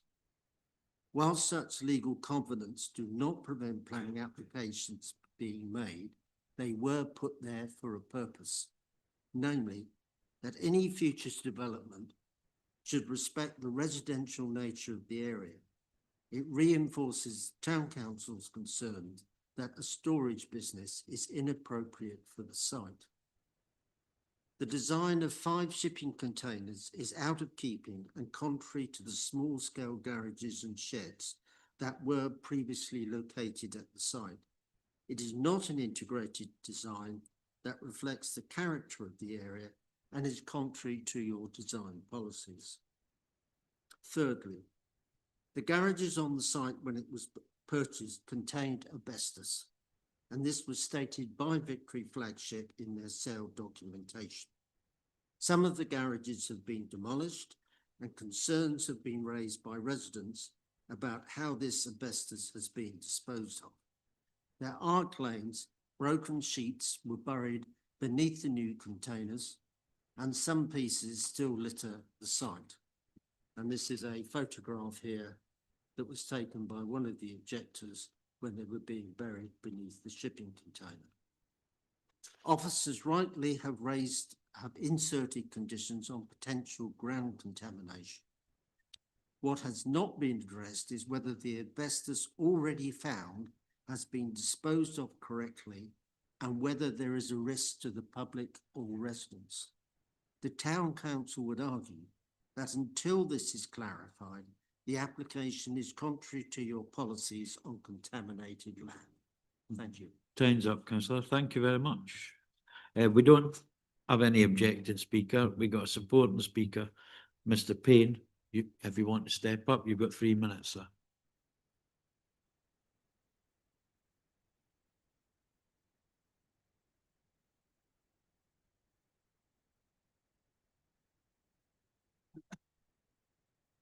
Good morning. Thank you for the opportunity to speak today.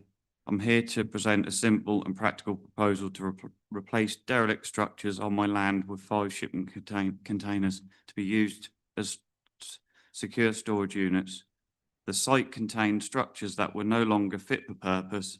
They were deteriorating, visually unappealing, and offered little to no functional value.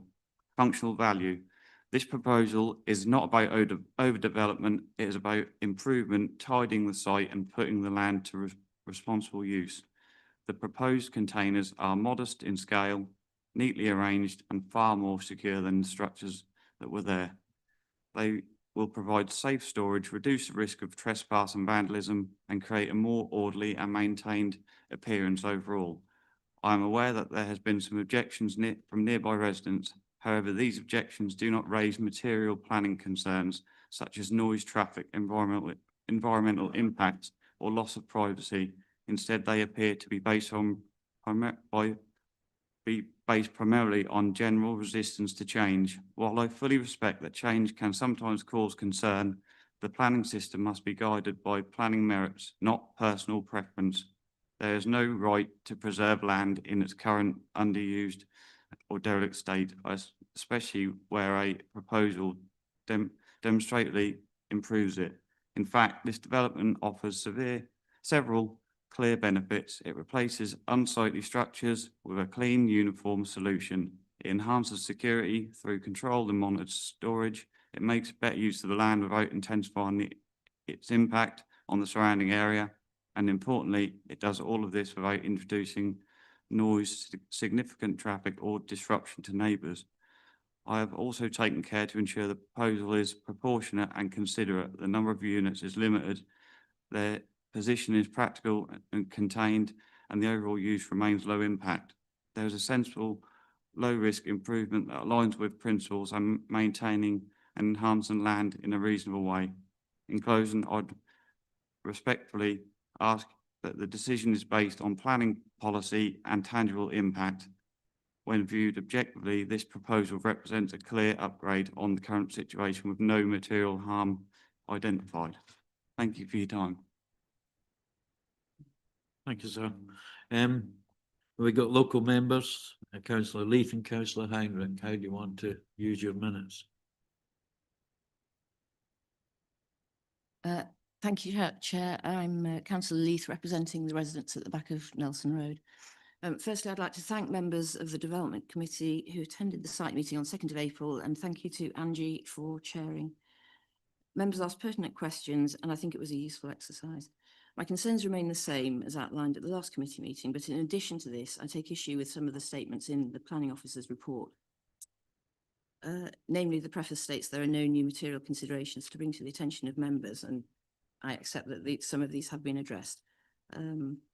So there are covenants on the site preventing development. The sales particulars mention the likely presence of asbestos on site and advise the purchaser should carry out their own checks for this. There's evidence of recent activity on site now with environmental protection,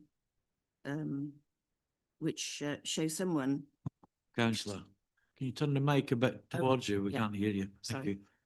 So these videos show someone cutting up an asbestos garage wearing a P3 mask, excavating a pit using a mini digger wearing a P3 mask, burying asbestos in the pit, which is then smoothed over, ready for the installation of one of the containers, tipping the contents of a large oil drum down the drain, when the site was tidied up on the 31st of March ahead of our site visit. A Serco truck being loaded with waste, and the operative was then sacked, and a decorating company using the site for storage purposes. The application states that the containers are to be used for domestic storage, but commercial activity is going on at the site. Relevant planning history states there's none, but there are covenants on the land, as mentioned. Crime and Disorder Act, residents report disturbance at night and break-ins since a neighbour's hedging was cut back. So there are issues for residents. These are significant issues. On relevant policies, I believe the application disregards local plan policy CC13, protecting environmental quality, policy ENV6, protection of amenity, and policy ENV8, high quality design, as well as national planning policy framework, chapter 12, achieving well-designed places. Coming to the officer assessment, section 1, principle of development, the report states there are only 2 of the 8 garages have been removed. I know you've now updated that, only 1 remains. Continues, there are currently no planning restrictions in respect to the use of the existing garages, but covenants on the land are designed to prevent the sort of inappropriate development we're discussing today. The report continues, there are concerns within the local community that permitting this application could result in a commercial use and an intensification of use compared with existing. It has already resulted in noisy activity reported by the residents and a decorating firm using the site for commercial purposes. Section 2, design. It's stated that these are simple structures constructed of timber and or sheet metal of limited design quality, but the 1 remaining garage is in fact constructed of asbestos clad in sheet metal, and its design is preferable from the residents' point of view to that of the shipping containers they're objecting to. It's difficult to square the remark that the built form would read as one of more substantial single mass, with the view that on balance the development with its 2-metre high security fencing is appropriate for a residential area. On amenity, the residents clearly disagree with the view that the concentration of the containers in the southwest corner of the site focuses any potential disturbance in this particular location. And I would hope I would hope that members who visited the site would agree that in this tight domestic setting, noise on site will affect all the nearby residents. The applicant may have agreed to the site being used for household storage purposes only, but with no commercial or logistics-based operations taking place, but he has already contravened this. Land contamination, as we've discussed, the sales pack warns of the likelihood of asbestos contamination on site, and indeed it was still visible during our site visit, protruding from the ground and lying around in chunks beyond the remaining garage. I believe that in the interests of resident safety, this matter should be investigated urgently. Other considerations, the 2 360-degree cameras on site are disturbing in the setting, in particular the one attached to the container, which I think you saw on the photograph, which is clearly visible from the garden of number 1, where there are children. In view of the activities witnessed on site to date, I could envisage future enforcement action being required should this planning application be approved. So in conclusion, it seems unfair that the residents I represent should have their lives blighted by this development, so I urge you please to refuse this application. Thank you.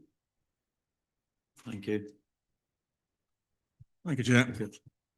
I won't repeat what Councillor Leith has said. It seems to me that the issues arise from the changes proposed. It's increasing industrialisation within what is a tightly constrained residential area, together with the apparent contamination of the site, which I'm pleased to say that officers have now addressed in terms of a proposed condition.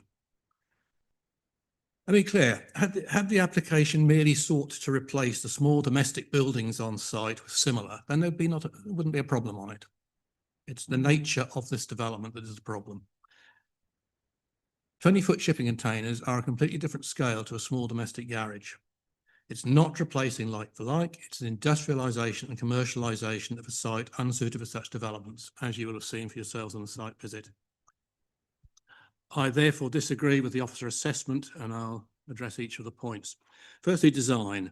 ENV8 requires high quality design, and while our policies are written largely for housing developments, the requirements for any development to respect local character, in this case residential, in terms of scale, massing, materials and finishing, are hardly met by large green boxes rising above the fence line of adjacent properties.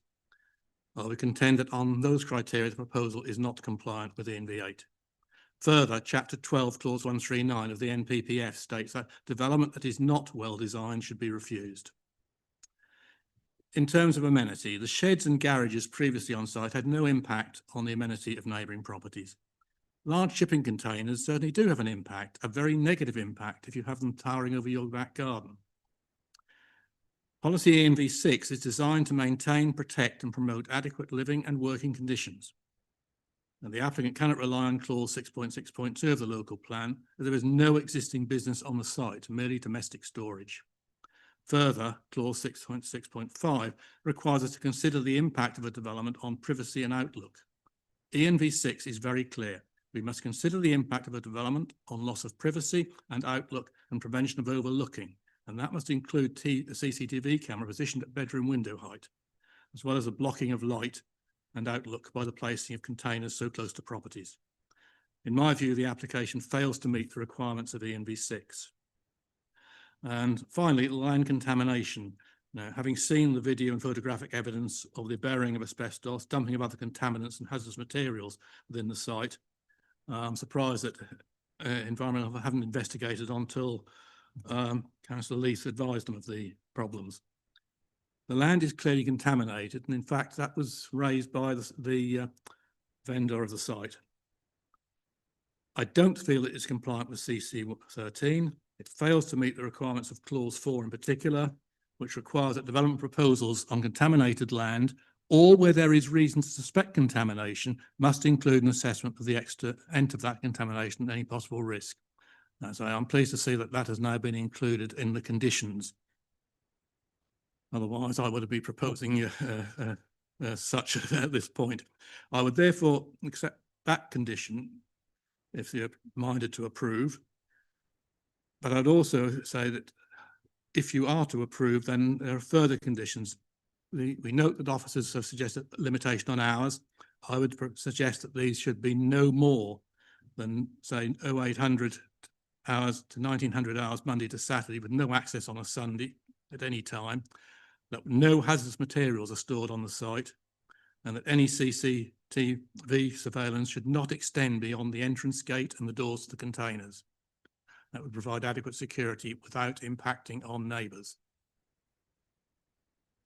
I would still urge you to refuse this application. It is not a good neighbour. And I'll leave it at that. Thank you. Thank you. Should we go to debate now? Yeah. Councillor Patterson. Thank you, Chair. No offence to the officer here.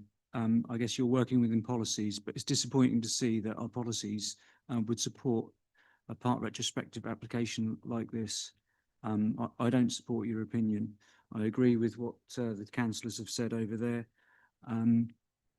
Just one extra thing, if it's minded to be approved, as well as no access on Sundays, I don't think there should be access on bank holidays.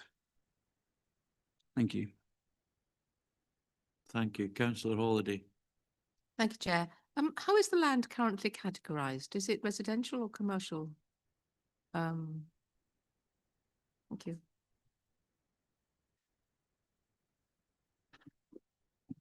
It's a tricky one because the land was owned, well, it was originally owned by the council, but then when we sold our housing stock over to Victory, it then became in their ownership. So it doesn't form part of individuals' residential curtilage. So it's not sort of residential in that view. It probably would fall into what one might describe as a sui generis use, i.e. not falling into a class of its own. So in terms of sort of fallback, it's hard to say there's a fallback that that wouldn't say there's a change of use. So that's why we're saying that permission is needed, because there is a change of use of the land involved in. But it's a material consideration of how it was used before, which would be associated with residential use, or not? It's very much so. Yes, I mean, that's as part of our assessment, we would look at how the site was used in the past, and there would have been a coming and going of vehicles as it was used, as those garages were rented out by people living presumably in the houses nearby. And so there would have been coming and going of vehicles, and that obviously factors into our consideration in terms of how we assess the application. Sorry, can I ask about the covenant and the weighting we put on it, on the land? Because is the covenant not worth the paper it's written on, or?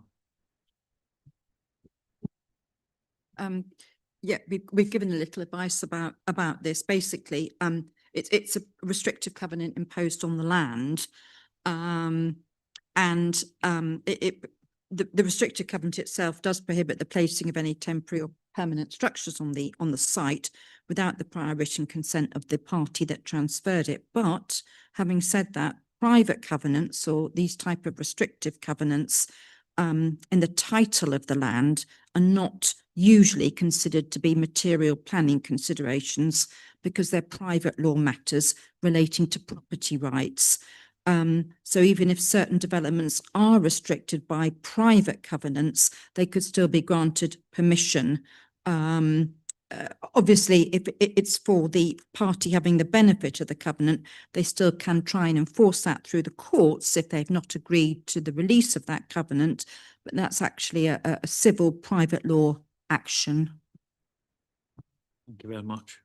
Councillor Fisher. Thank you, Mr. Chairman. I must apologise. I couldn't come early April to have a look at the site, but I did find my way there myself. And I am considerably concerned about the access into the estate, which is right by the school, which I understand is an early years school.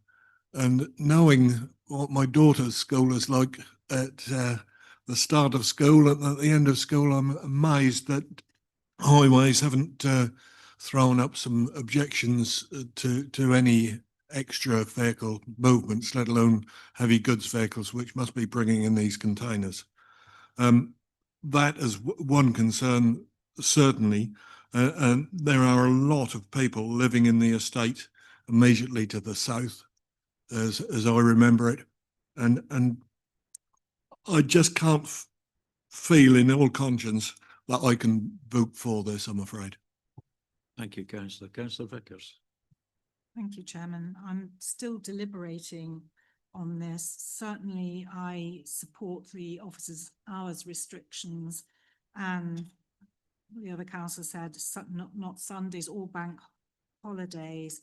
I would also like to see realignment of the cameras. But how are we going to ensure domestic storage, and how is that going to be enforced? I mean, I was one of those that went on a chilly Maundy Thursday morning and did the site visit, and I was amazed it's such a huge piece of land.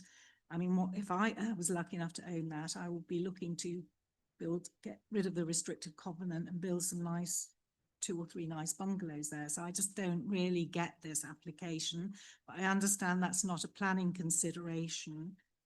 But I mean, can we do something about the cameras and make sure that the restrictions are enforced? Time restrictions are enforced. Oh, and could we see that, for those that didn't make the site visit, could we see the slide that shows the view from the people's gardens?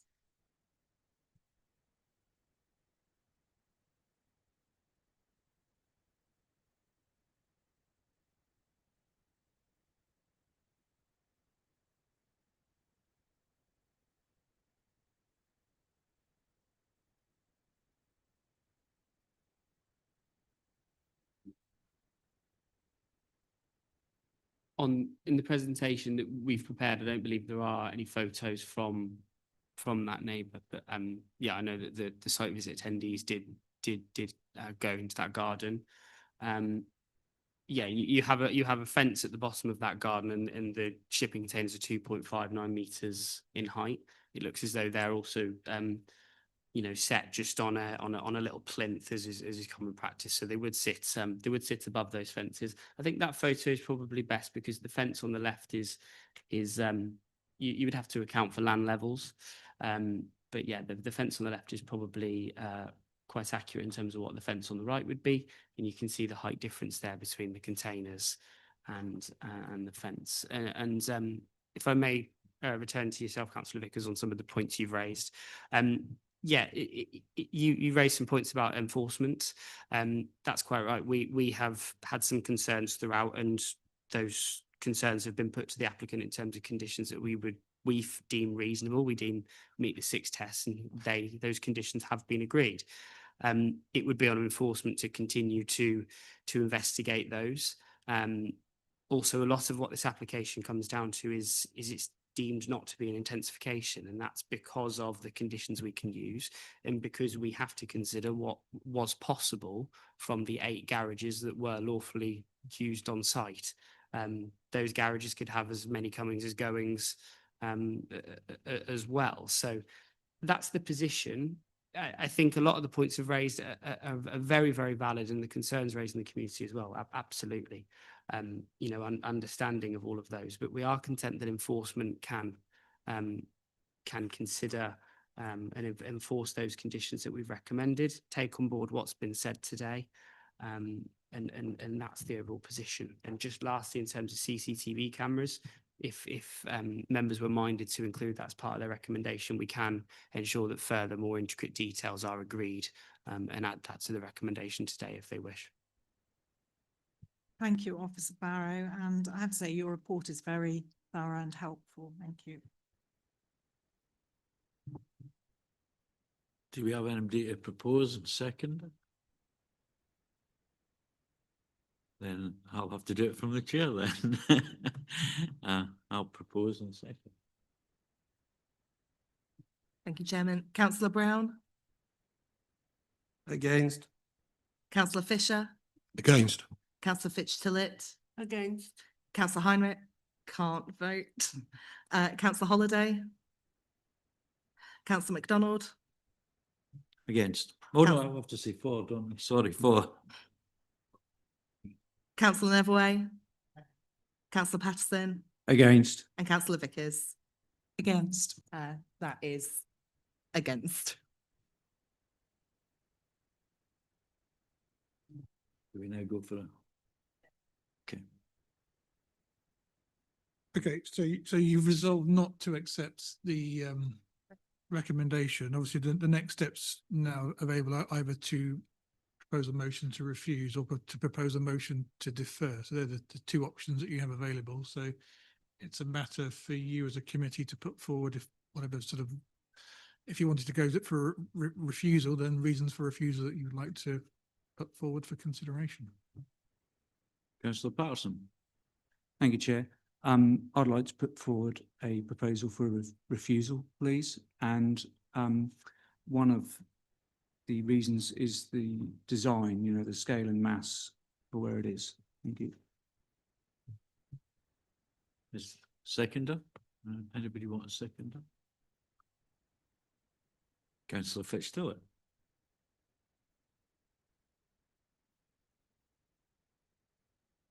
So in terms of other reasons, obviously, Councillor Leaf and Councillor Heinrich both mentioned other policies. So I think you picked up ENV8 as a design matter. I think there's reference to ENV6 on amenity in terms of disturbance that might cause. I mean, everything Paul said I agree with. So we could pick any of the points he brought up.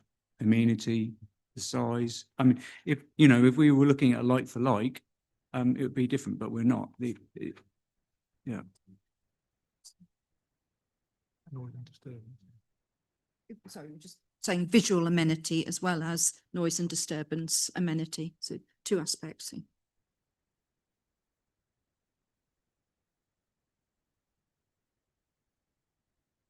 I mean, in terms of the issue of contamination, I think we're content as officers that you could condition that issue so that if it came to an appeal scenario, we would say to an inspector that matter could be dealt with by way of a condition, a contamination condition. So I wouldn't necessarily advise that that's put on a reason for refusal because that is something that can be dealt with by way of condition.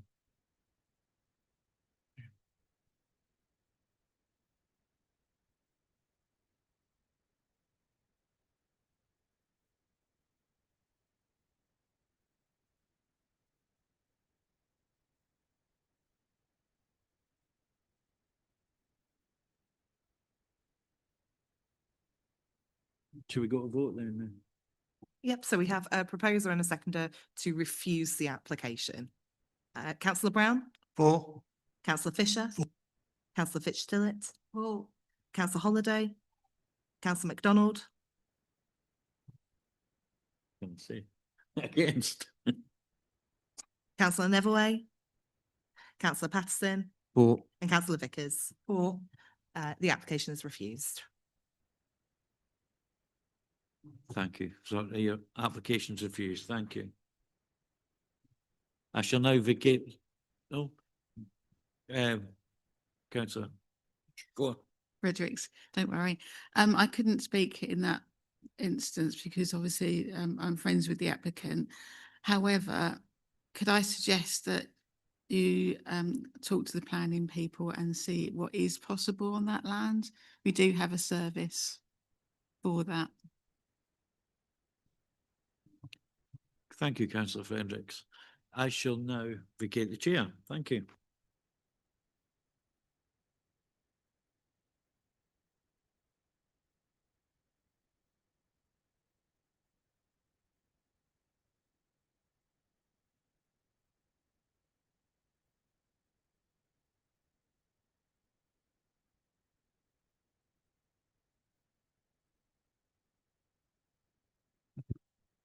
Okay, we move now to item 10, development management update, performance update report. Jeff. Okay, thanks. So page 45. So looking at the performance for the period of January this year. So for majors, we had 3 major decisions, all within time, and 52 non-major decisions, but 7 of those cases were over time. In terms of our sort of performance, we're still doing well when you look at the 24-month average, but we are looking at how we can make sure those non-major cases are determined within time. We have a couple that are going over time, so we're just trying to see what we can do to deal with that particular issue. We are looking at resources in the department, so hopefully by the next time I may know where we're heading with our resources in the team. So yes, we're looking at making sure we've got the staffing that we need. You've obviously thankfully signed off a local plan in December last year, and there's obviously lots of workload that comes in when you do sign off a local plan. We've got lots of major applications in at the moment or about to be submitted.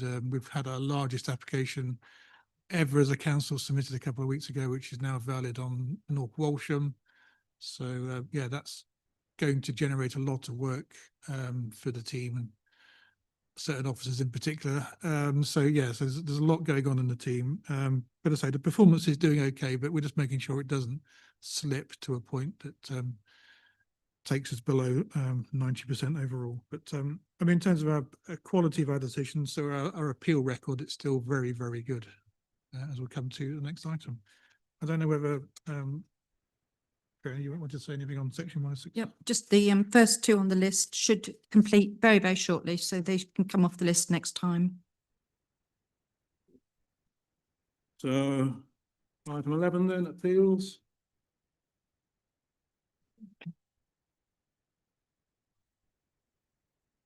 Yes, Thank you. On page 47, top issue, the land at Swanton Novus. The current position is that the 106 is now all agreed except the location plan. I'm at a loss because the houses are being built. So what does the location refer to? It needed to be amended, the location plan, to include biodiversity net gain in it. And there's been an extraordinary debate on that location plan, which resolved itself only yesterday after I made a phone call.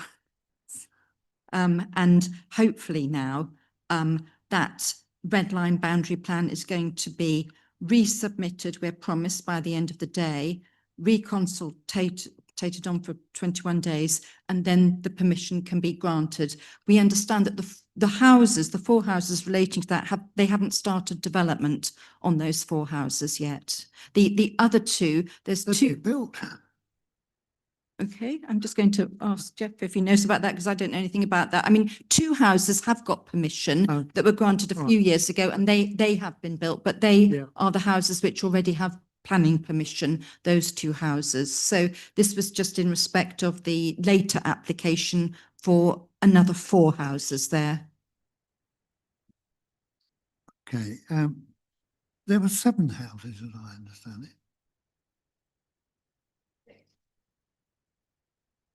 Okay. All right. Sorry. Okay. So this is in relation just to section 106. Okay. Also in relation to the application for the 4, because until the red line boundary plan had been finally settled, if you like, or the amendments to it, we couldn't move forward with the section 106 to actually get that dated. So although the wording of the section 106 had been agreed, Okay. we've all been waiting a very long time for the conclusion of trying to sort out the red line boundary plan. I know it's nearly been a year. Yeah. Okay, thank you. Okay, then appeals. Right, okay, page 49. I suppose the good news is that the planning inspectorate seem to be making decisions, which they weren't doing for quite a while. We are, so on the page 49 to 51, there are 12 appeals, and we've had 3 decisions in the last couple of months. Notably on the bottom of page 50, an item that came before this development committee was at 8 Langham Road in Blakeney. Members raised a number of concerns about sort of scale of development and design and impact on amenity of neighbouring residents. It seems the inspectors disagreed pretty much with everything that we'd raised as reasons for refusal. So the only positive for the council is that in allowing it, they've avoided the need for a very complicated enforcement matter. So but clearly, yeah, the inspector held quite a different view to us in terms of a decision. The Catfield item, it says appeal part allowed, but really the applicant was appealing the secure access scheme, and the inspector agreed with us that their CCTV scheme wasn't appropriate and didn't accord with the condition requirements. And lastly, the one at Holt, which was an outline application for 14 dwellings on the former police station sites on Norwich Road. That was probably one of the most comprehensive reports I've seen from a planning inspector for quite a long time. So they agreed with pretty much everything we said in our reason for refusal. So that really does support our position that this was significant overdevelopment of the site that they were proposing. So who knows, we might see something come back in the future, but it's a clear marker in the ground from the inspector in terms of how we deal with the site going forward. Happy to take any questions on those. Obviously, page 53, on 54, you've got the enforcement appeals, but I can't see any decisions from the inspector on those. Thank you. Just a comment from me on those. I mean, just looking down those appeals, at least as they're in hand, one goes. Originally, we started the enforcement action in 21. It was five years ago. Finally got covered in last September. Webben, that's another one that seems to be hanging around for a long time with the Pilates studio. We were chasing a friend. I think they're what you call it in the too difficult to deal with part, probably at the inspectorate, I think. But yeah. Flag that up, because the appeals are taking 2 months to go through. That's 2 years and we haven't got anywhere. I mean, it's no more complicated than any of the others. Can it be flagged up? I mean, the inspectorate have been on a recruitment drive for quite a number of years, so they have been bolstering their ranks of officers. I think when it comes to enforcement cases, there's probably less appetite for officers to pick up those sorts of cases. That's probably what's leading to a lot of these hanging around for a while, because no one wants to deal with them. They're all dealing with other things. But I mean, the good news is we've had some fairly quick decisions of late. So that Holt decision was relatively quick coming through. The Langham decision was relatively quick coming through. So we're not having to hang around forever a day on every case, but it would be nice if more of them got through that were with us for a number of years. It's hardly fair to the applicants when they're sitting around waiting for the inspectorate. So, yes, Councillor Brown. Thank you, Mr. Chairman. Can I just ask the sort of standard question? Did we incur any claims for costs, particularly on the application in Blakeney. I wouldn't expect one on the part allowed appeal at Catfield, but just I take it we've not incurred any claims for costs from the successful. No, there were no, as far as I'm aware, there were no cost awards for those 3 appeals. Thank you. Okay. We have no business that requires exclusion of press and public, so meeting closed